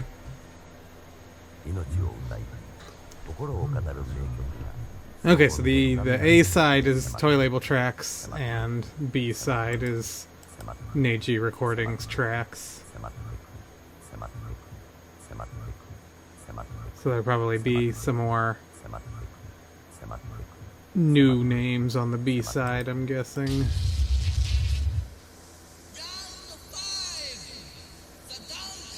I guess the tape hiss was added on purpose. Interesting. Jet stream.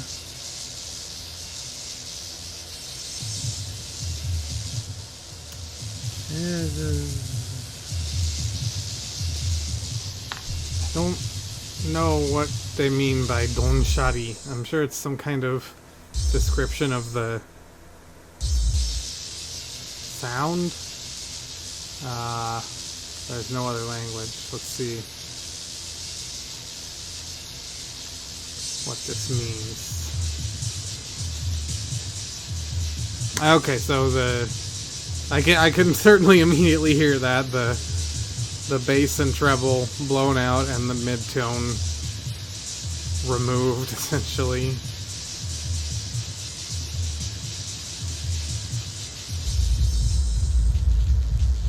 What? That's not what I wanted.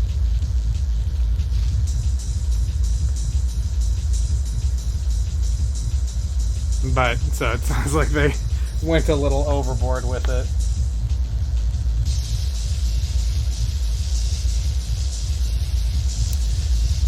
I'll pull up the jacket in a second here, and at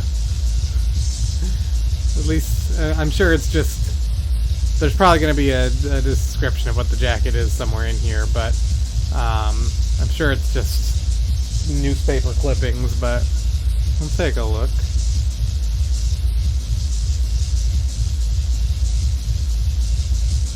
Okay, it's a dream compilation of his favorite people in the Japanese hardcore techno scene at that time. Oh, and we've got some comments from Neji here.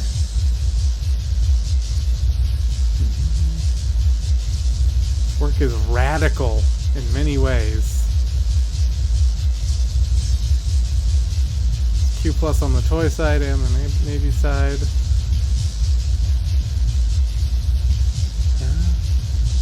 He's doing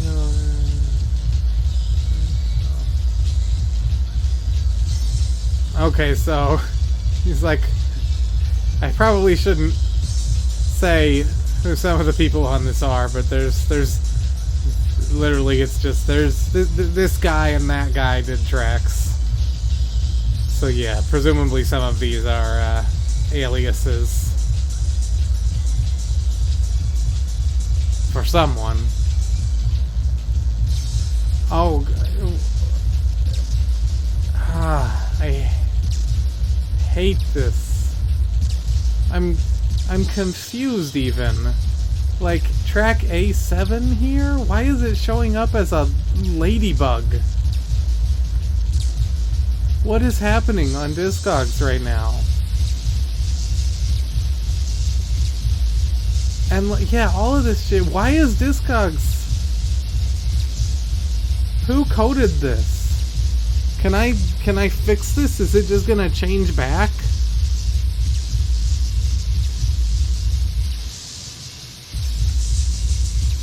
What? Okay, let's finish reading the liner notes and then we'll go back to Discogs, because this is too weird. Close some shit.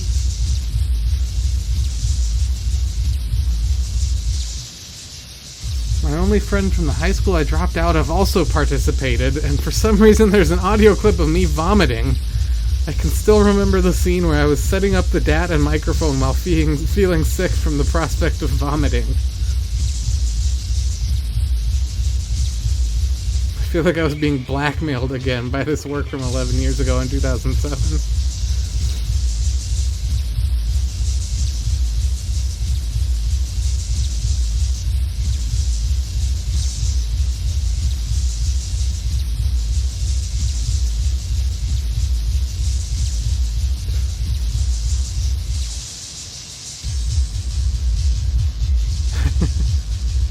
Sounds like we're in for some blown out sound through the whole thing here.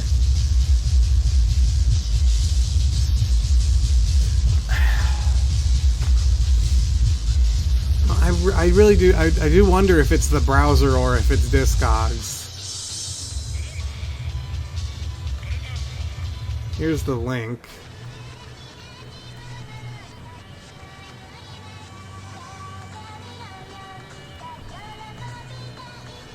I'm gonna look at it in a couple other browsers because I'm just curious. Chrome looks the same.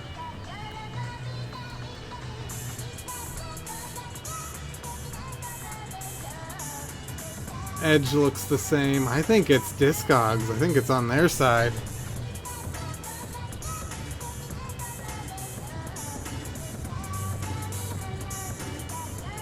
Looks getting the same. But like, I mean, so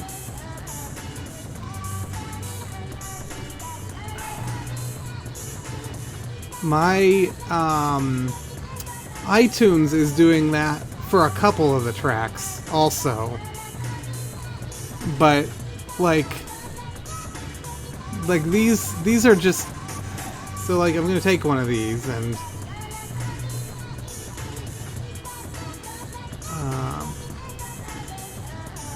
I want to find the actual site I like to use for this, but I can't remember what it is. Let's use this.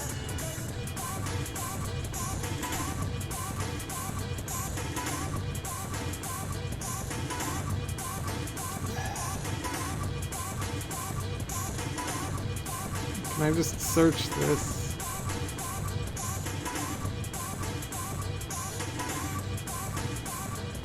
This one. But like this is not a. Here, this is what I want to do. I want to take this. If I look up this. This is Unicode. Where is it? U plus 2640. But if I go here to this thing, like this is not even. This is an old man emoji. It's not even the right gender. It doesn't even make sense.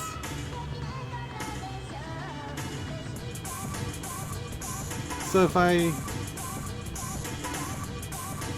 we take this, how it displayed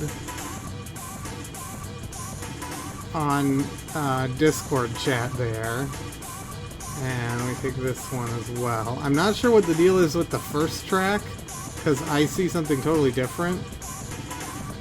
But, and so here's A7 is what I got, is just this little mark.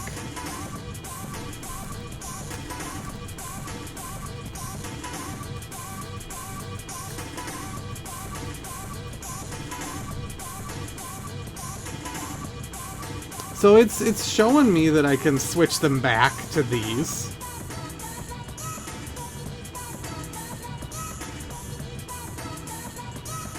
So I'm just gonna, let's see what happens. Did it actually, okay, it changed them back.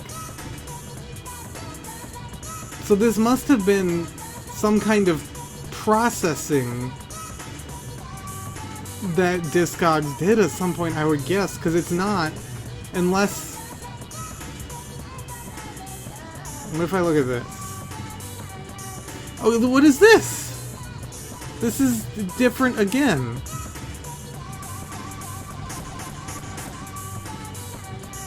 Oh, well then what? So then maybe that's more accurate. Let me get the actual scan of the jacket up here.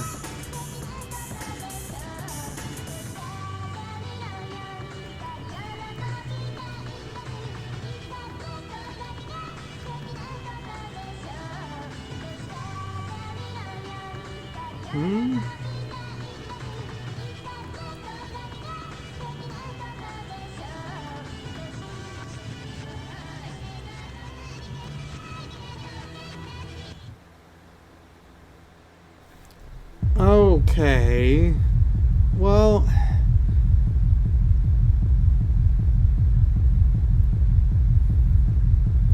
then that just raises the question of how do you enter that?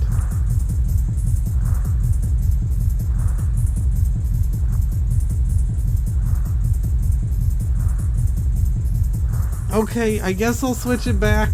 I was going by the tags on the MP3s.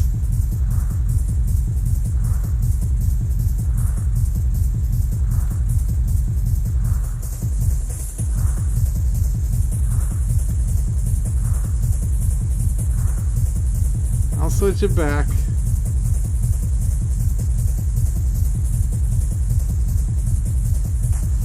Huh.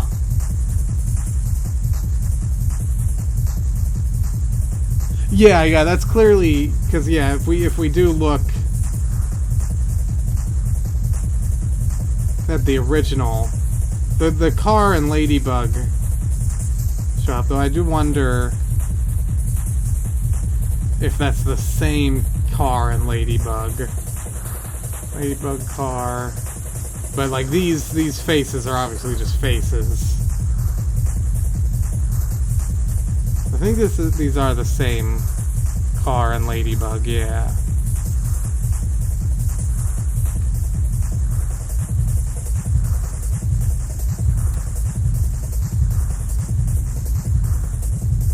But maybe potentially, perhaps, when you submitted it, it looked like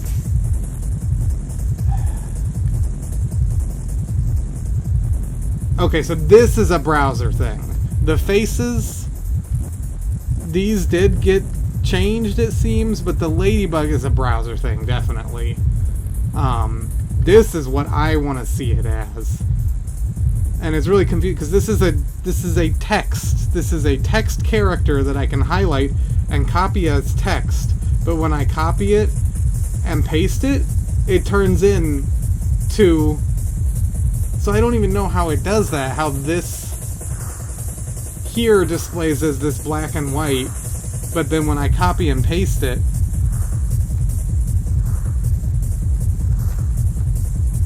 yeah, I left the cover up semi. Oh no, I didn't leave it up on purpose, damn it. Sorry, yes, okay, so what I was saying is, yeah, so you can see the image here of the character, and here it's text, and it's showing up as this image, but if I copy and paste that, it just immediately turns in to that. So I don't even know how this page is displaying it as that. And I think you're right that yes, this should be added to the Neji Records catalog with that. Even if I look at the inspect element, it shows up as the Ladybug. I don't know. There must be some kind of like CSS. Maybe it's the font.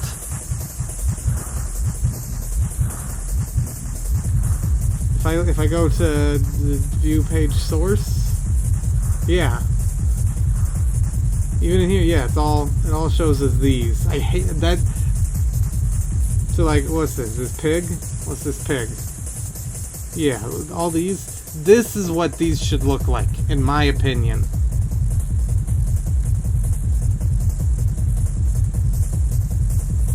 I'm sure it is related to the font. But like this bird, what's this bird turn into? It turns into. I don't like this. It's just me. I'm old. I'm an old man. Old man yells at cloud. Is there a way to like look? I think fileformat.info is the site. So this shows it as this, which I think is no. That's okay. So yeah, that's the same as what shows on my clipboard. But this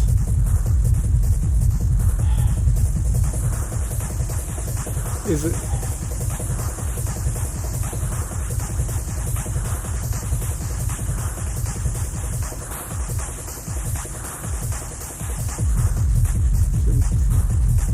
Miscellaneous symbols and pictographs.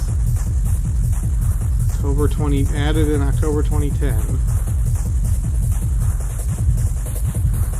Fonts that support.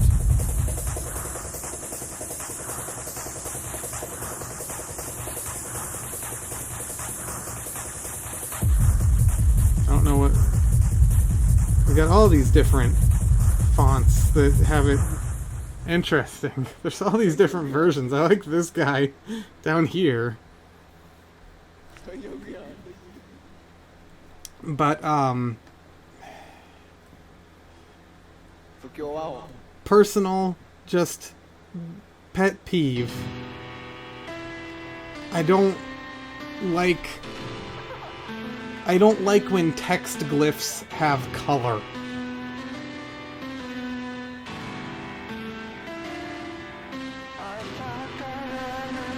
They, in just my close-minded, backwards opinion, is text should be text. And I know that doesn't make any sense. Because that's what these are. Like, let's see here. Is there a character map? Is that?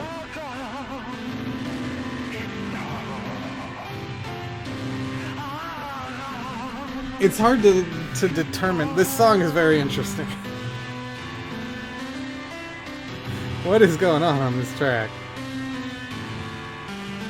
I can't bring my iTunes up for some reason.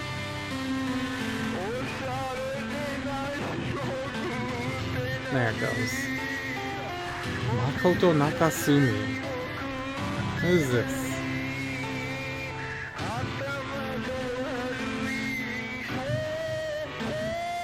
They've got a track on the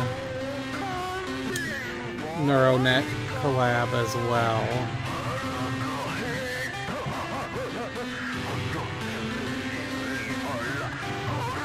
This is wild.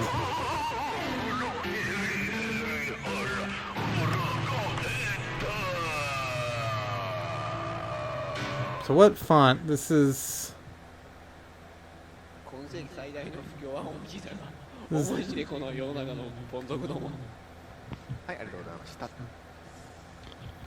I'm not a CSS expert, so looking at this computed, there's multiple fonts listed here, so I don't know how to tell which of these fonts is the one that's actually being used.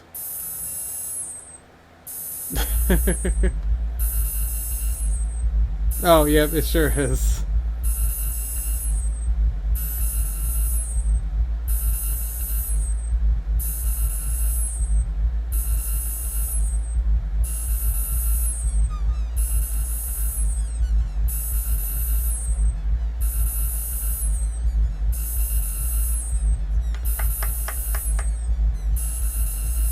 I'm still thinking about this emoji thing.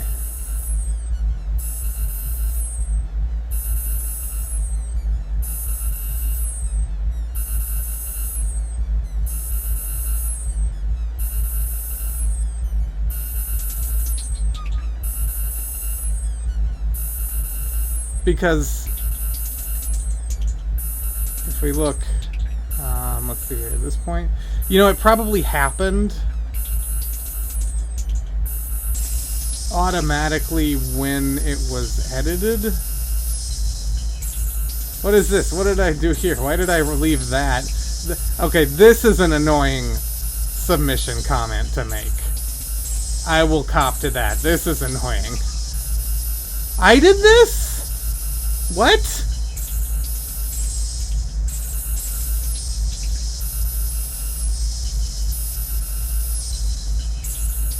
I did this. Why did I do this? Why did I do this? And what do these look like? These are just all small. Okay. Are these all the same glyph?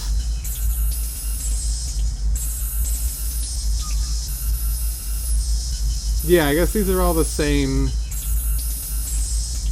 character.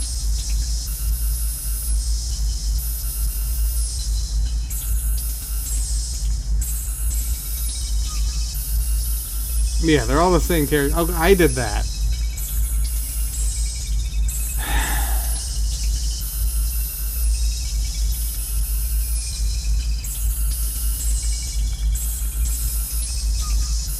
I'm so old that I'm mad at young myself.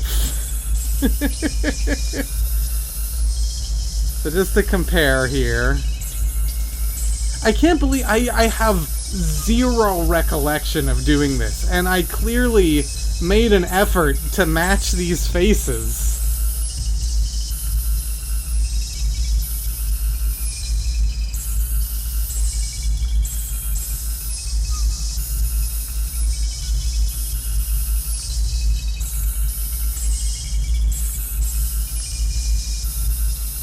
The fourth one, I think the fourth one is off.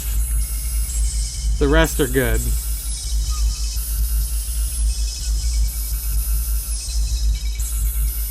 Yeah, I have zero recollection of doing this. But I guess I did. Whatever.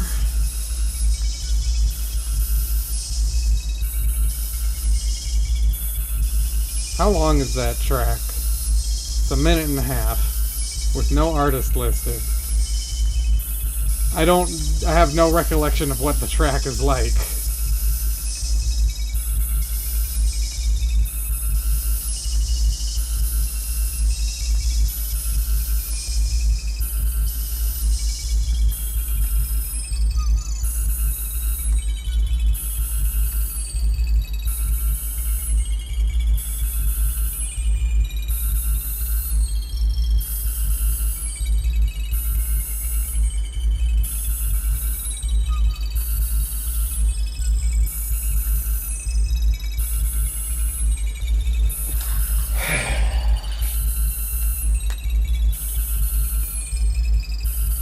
No, I don't want that.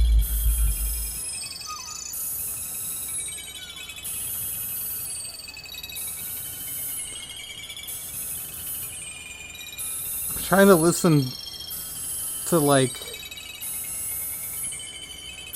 the weird... It sounds like seagulls or something? That's in the track, right?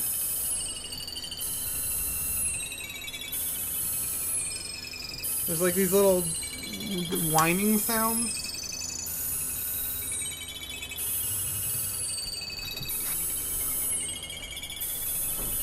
I couldn't tell if that was the track or if that was Onion the dog whining, but it's the track.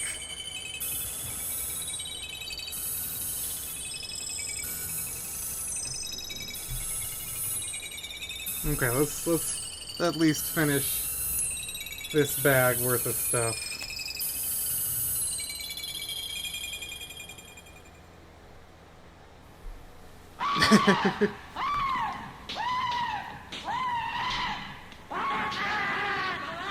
Oh, good track. This is the Ladybug track.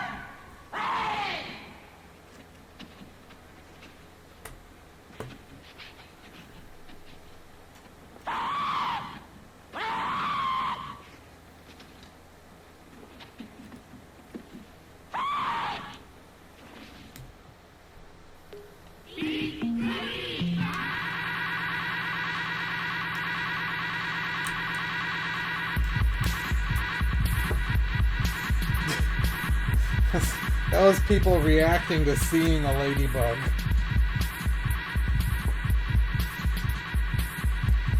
It should.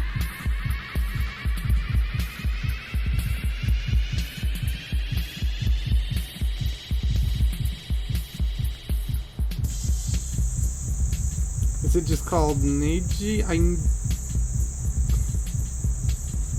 Let's look up Q+.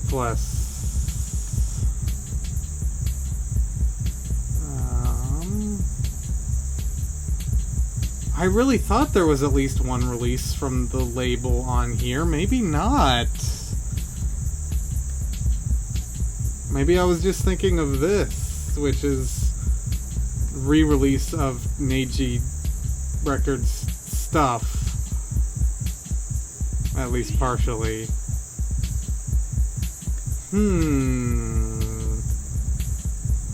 Yeah, it might not. There might be nothing on there.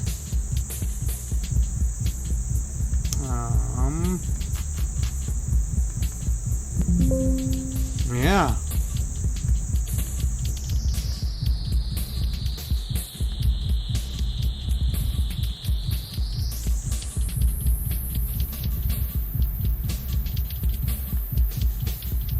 Just search the movie. AG production. So it's not this. This is a different label, of course. That's unrelated. See, I'm not sure actually if records or recordings is more accurate. Even in these liner notes, it says recordings up here, but then it says records down here. I would guess. And it also says records. Well, Neji said Neji records and not recordings. So. And did we find any website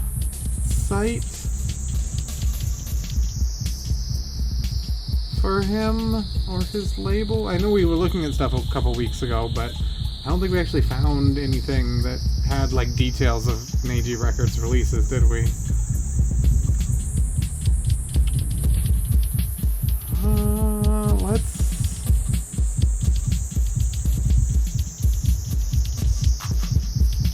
I'm curious now. Let's look again. Why not?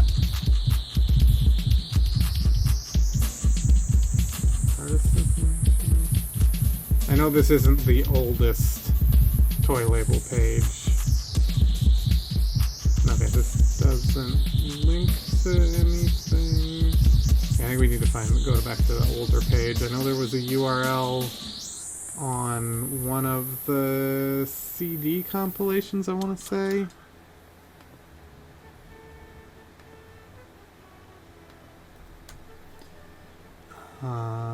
This one, maybe?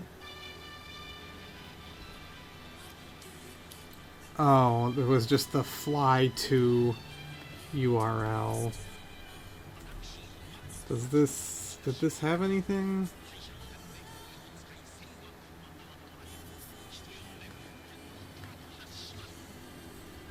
Honestly, don't remember. I know we looked at it.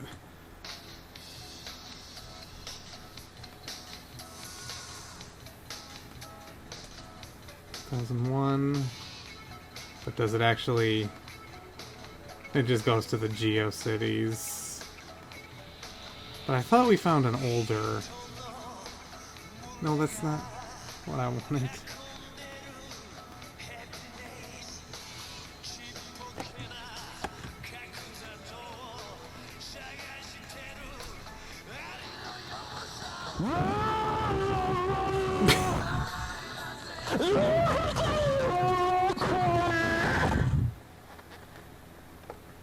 Oh yeah. Space at the end there.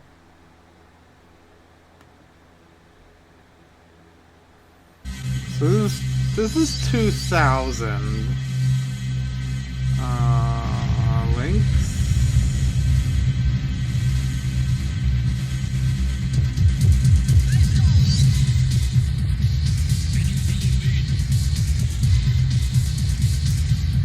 Hunter, the Hitsu, Inshu.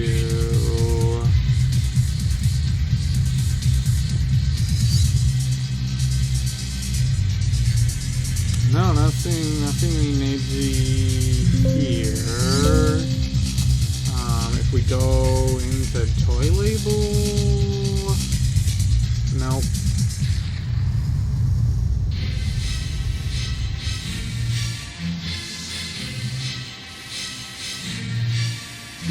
No, this is great. It's just a fun little intro.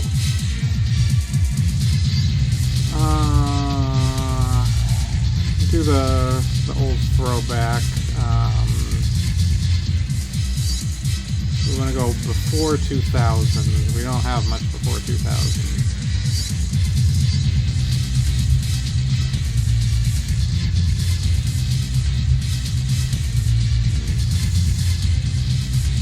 What's the oldest version of this page? This might not be old enough. Multi-label. Yeah, it's just the GeoCities. And was there anything on here? Probably not. No.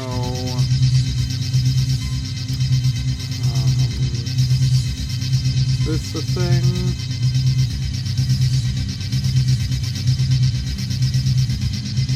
Was there a tilde? Yeah.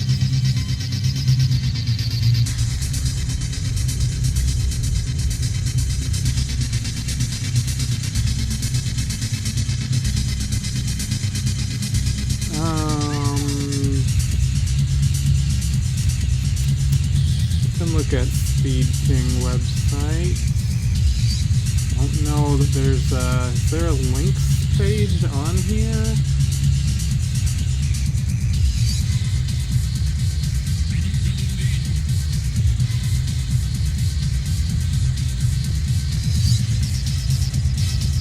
Is there anything on this page? I'm curious. Menu tracks. They don't have a links page. Okay.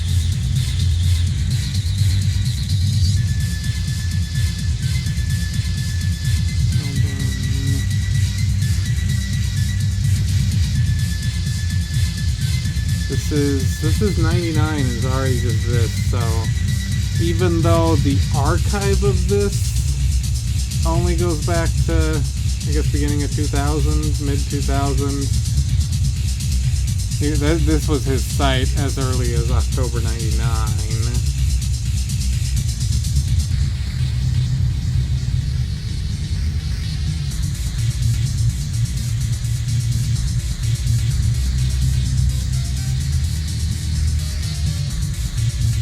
Looks like there's some photos archived on here.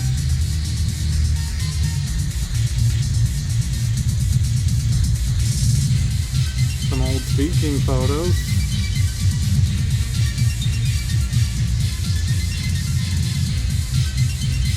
Hold on, this must be Sharpnel. Yeah.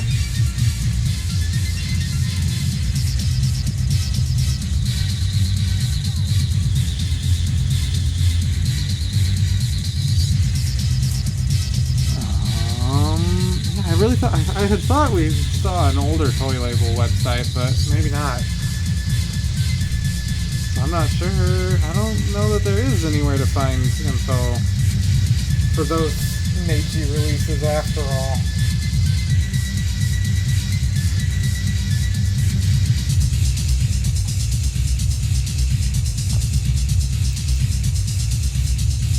If anyone else finds it, by all means, share with the class.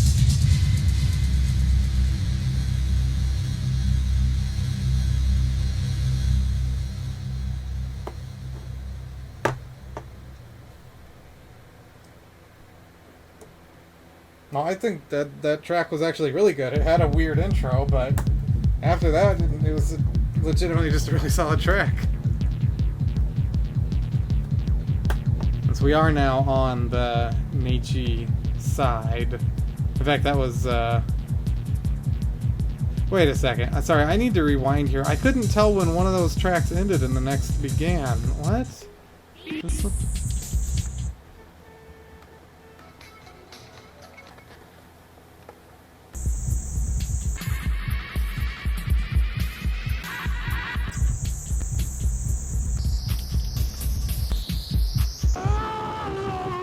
Oh, that was the end. Okay. I got totally mixed up. I thought this was the beginning of the next track.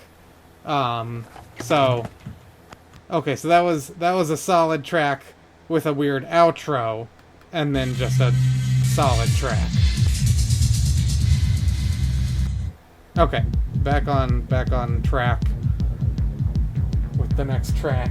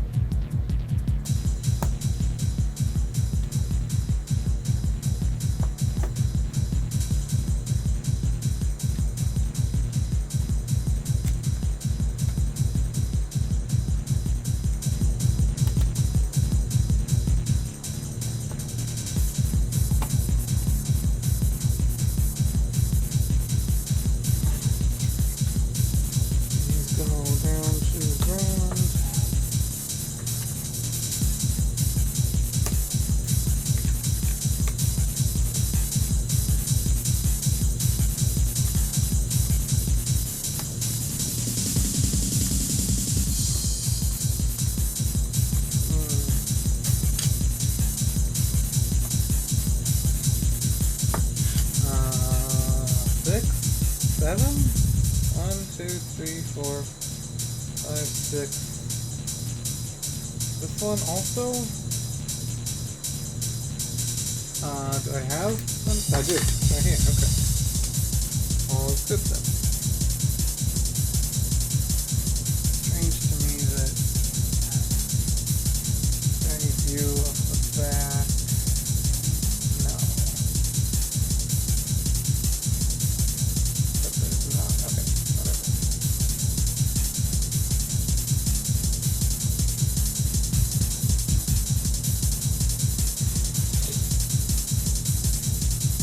So I guess it's probably Neji Records is probably the more accurate, better name to use. To go back to part of why I was trying to find that stuff in the first place.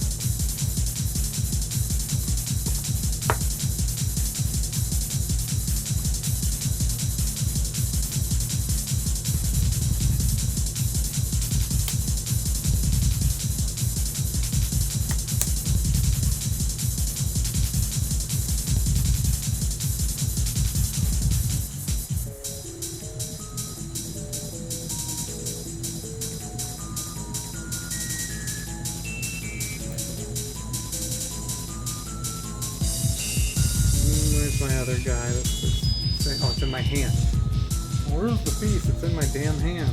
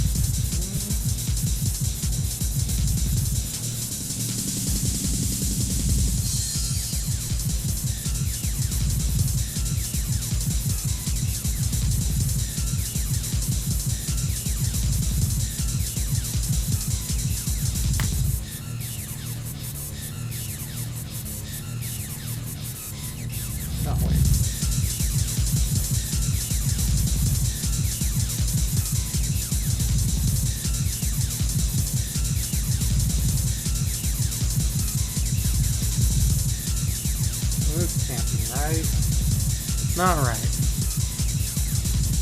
So that makes sense.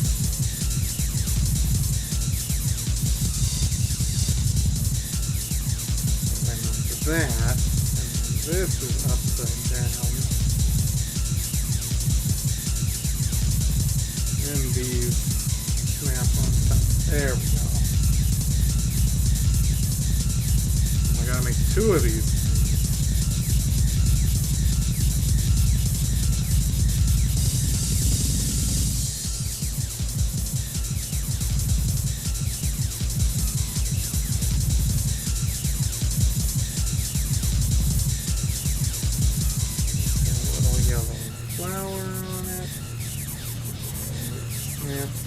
Here. And down.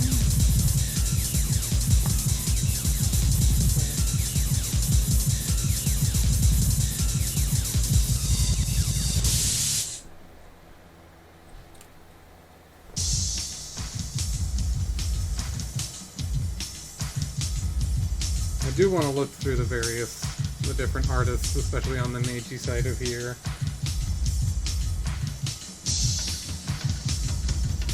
That comment from him on the liner notes about this guy and that guy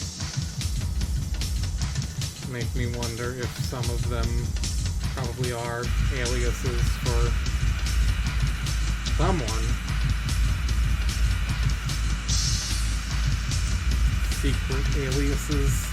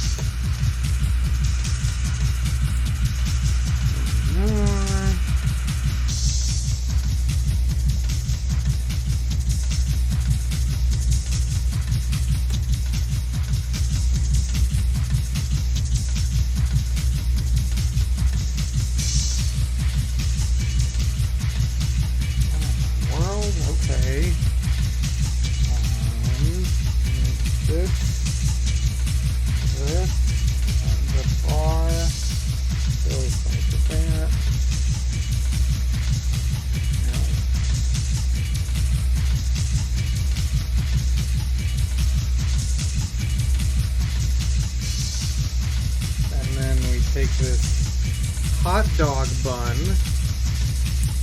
snap it on there, and then this circular ring here, snap that in there, and then we take this whole thing and we gingerly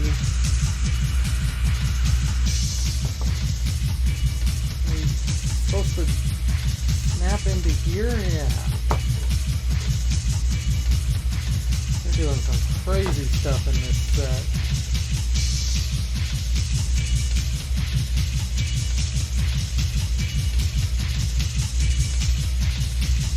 Now we've got this little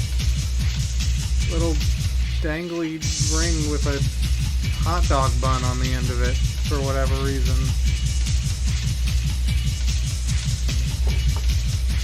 Get it nice and properly centered here. That's good enough. And now put it this way? Yeah. Snap it right on.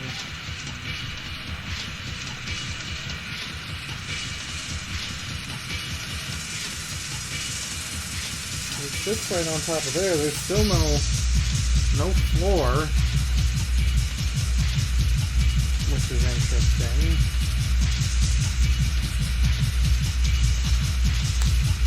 Yeah, definitely.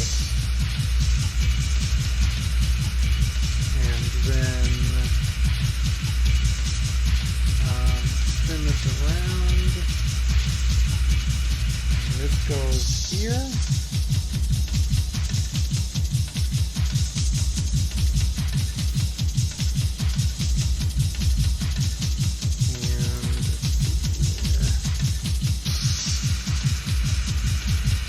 This slides in here. Hopefully. There we go. Get all the way in there. Go. Nice. Okay. And then this one slides into the top. Locks it in place.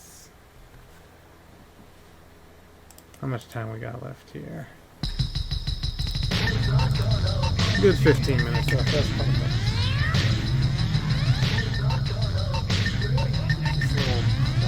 Tower thing set up.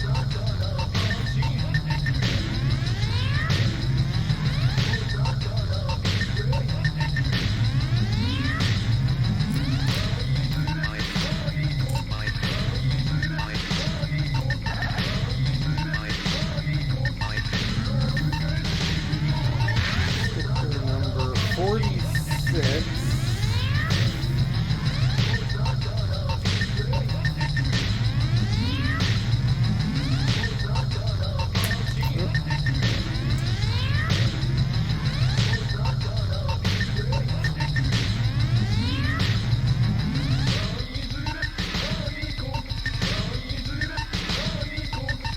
I did my best. Not very good sticker placement, but whatever, who cares.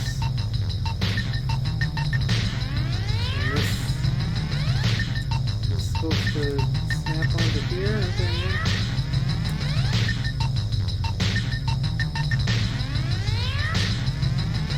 Okay, so that's a little clock tower there, I guess, on the side. This doesn't rotate that, does it? No. Doing it.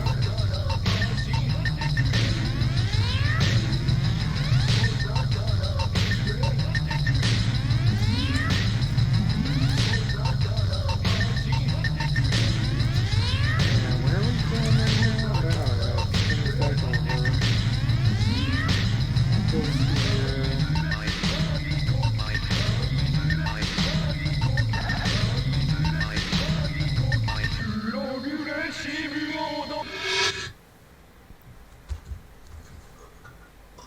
Is that really supposed to go in there? Yeah. There we go. Ah, so here's the infamous track.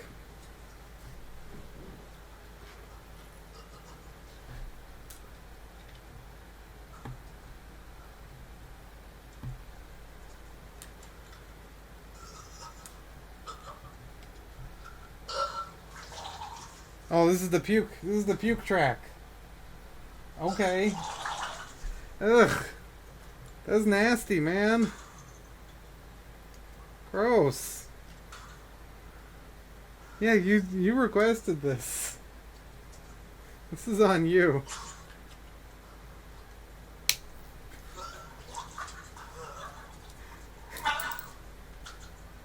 I thought it was gonna be like a sample. I thought it was gonna be a track with the puking as like a sample, you know. Not just the raw audio.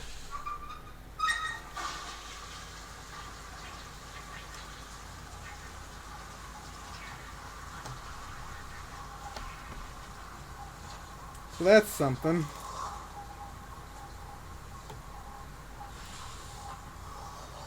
Well, I guess that means it's up to you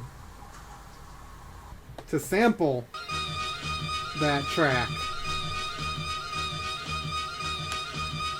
Make your own puke remix.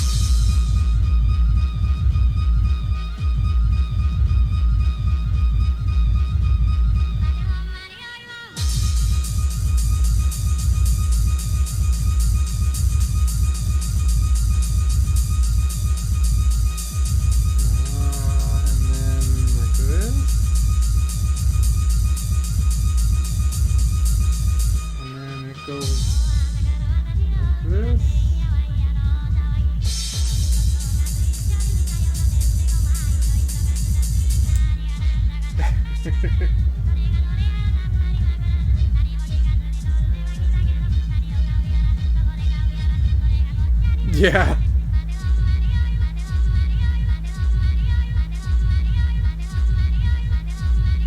And now we've got these little roller coaster tracks here.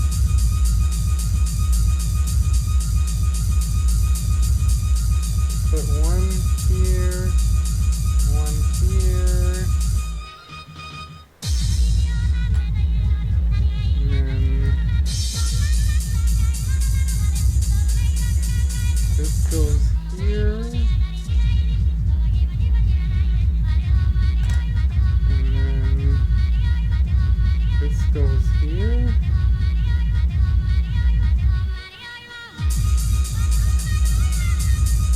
Oh, and this.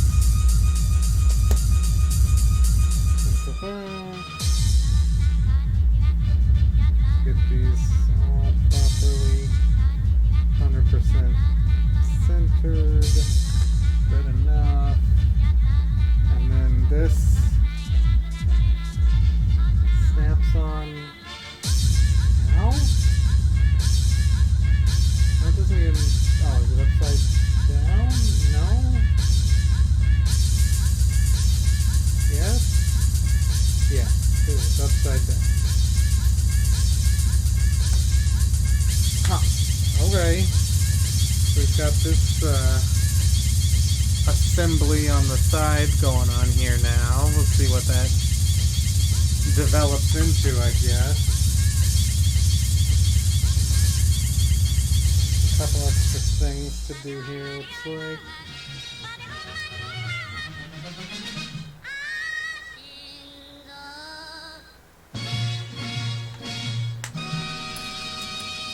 And this guy.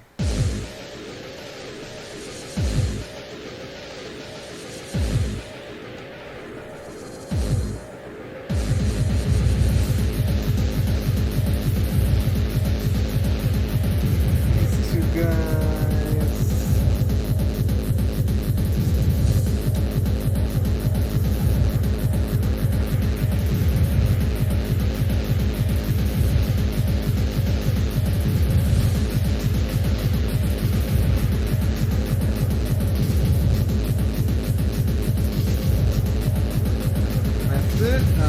I've got extra pieces here.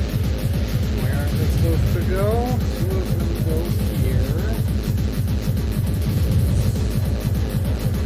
These all should be extra. This goes here. These all can be disregarded. And this goes here.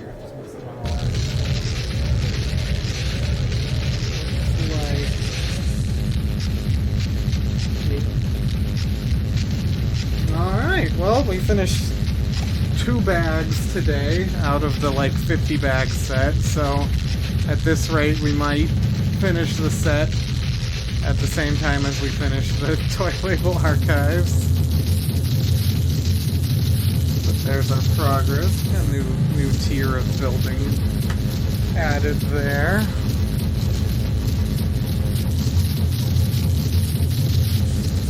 I think we got a few minutes left here. Second to last track right now.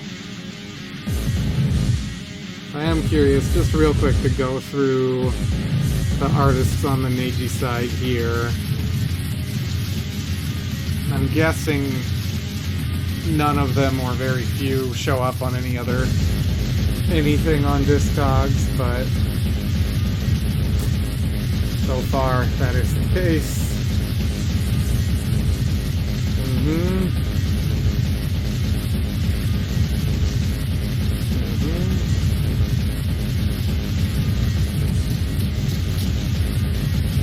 Yeah, okay. None of these artists have any credits anywhere else on Discogs except for Gorilla Sensei, which is 232 Comet. So some of them I would be shocked if they're not aliases for someone, but it's a mystery who.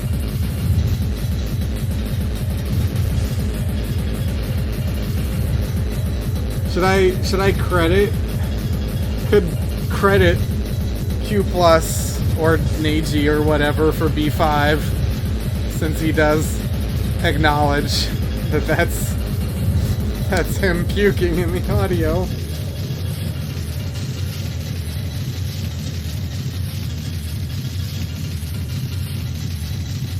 Why not? Let's do it.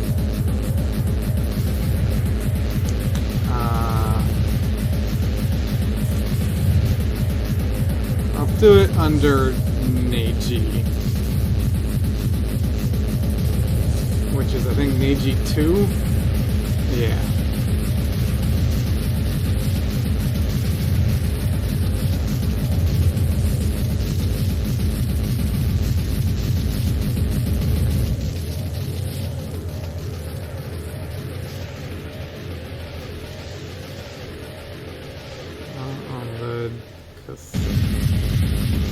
The jacket.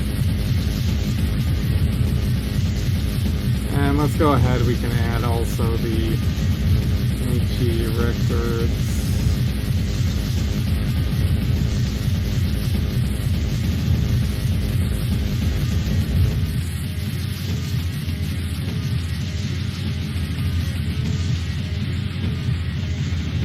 That's good.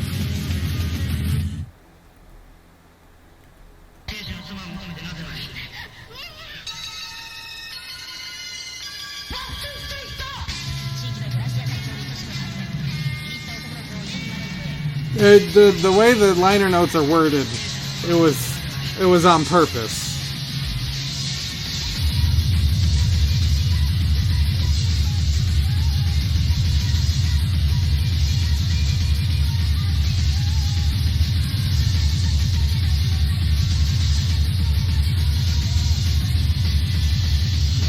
I would interpret this as it being on purpose. And yeah, this is a really good one. But yeah, as this track concludes us here, let me give you the password. Did nobody guess the password? Oh, I need to change that still. I'll try to remember that this week. You got 30 seconds to guess the password. Okay, final hint is it's one word from the first release changed.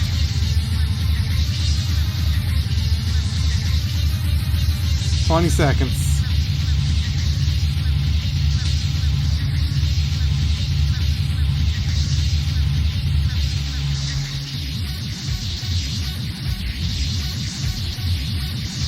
Five, 4, 3, 2, 1. Okay, password is all one word, all lowercase, napalm. So it's napalm, but it's nay, like what a horse says. Napalm is the password for this week. And yeah, as teased last time, I'm still working on it, getting stuff together, and so I'll post more info sometime in the next week with like the rules and stuff. But it'll be basically the same setup as last time. We are going to have our second annual question mark. The last one was just under a year ago. Trivia Showdown. If you want to, I posted the link to the VOD of last year's in the Bricks and Breaks channel on the Discord. So if you want to like brush up on what types of questions there will be, the format, that sort of thing, you can certainly do that. But yeah, the rules and the prize pool I'll share before the end of the weekend, and I'll post reminders and more announcements and stuff. But yeah, it'll be on the same site and same format as last time, and that is what we will be doing next week to commemorate with today's stream. We've done 100 episodes, so we passed like 4 years of Bricks and Breaks. So yeah, thanks for always hanging out, enjoying it, bearing with me as I rant about Discogs rules and other inane stuff for no reason. Oh no, really? That sucks, I'm sorry. But you did win last time, so.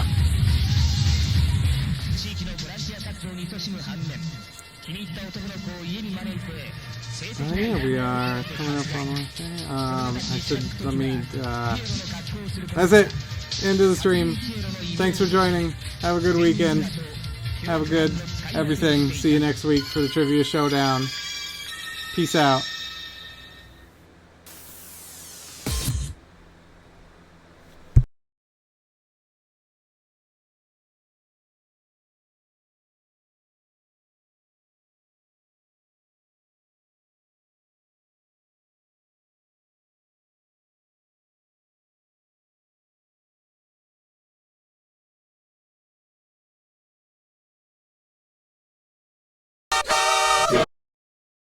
Bismillah, we will not let you go. Bismillah, we will not let you go. Bismillah, we will not let you go. Never let you go. Never, never, never, never let me go. Oh, mamma mia, mamma mia. Mamma mia, let me go. Beelzebub has the devil put aside for me. On me,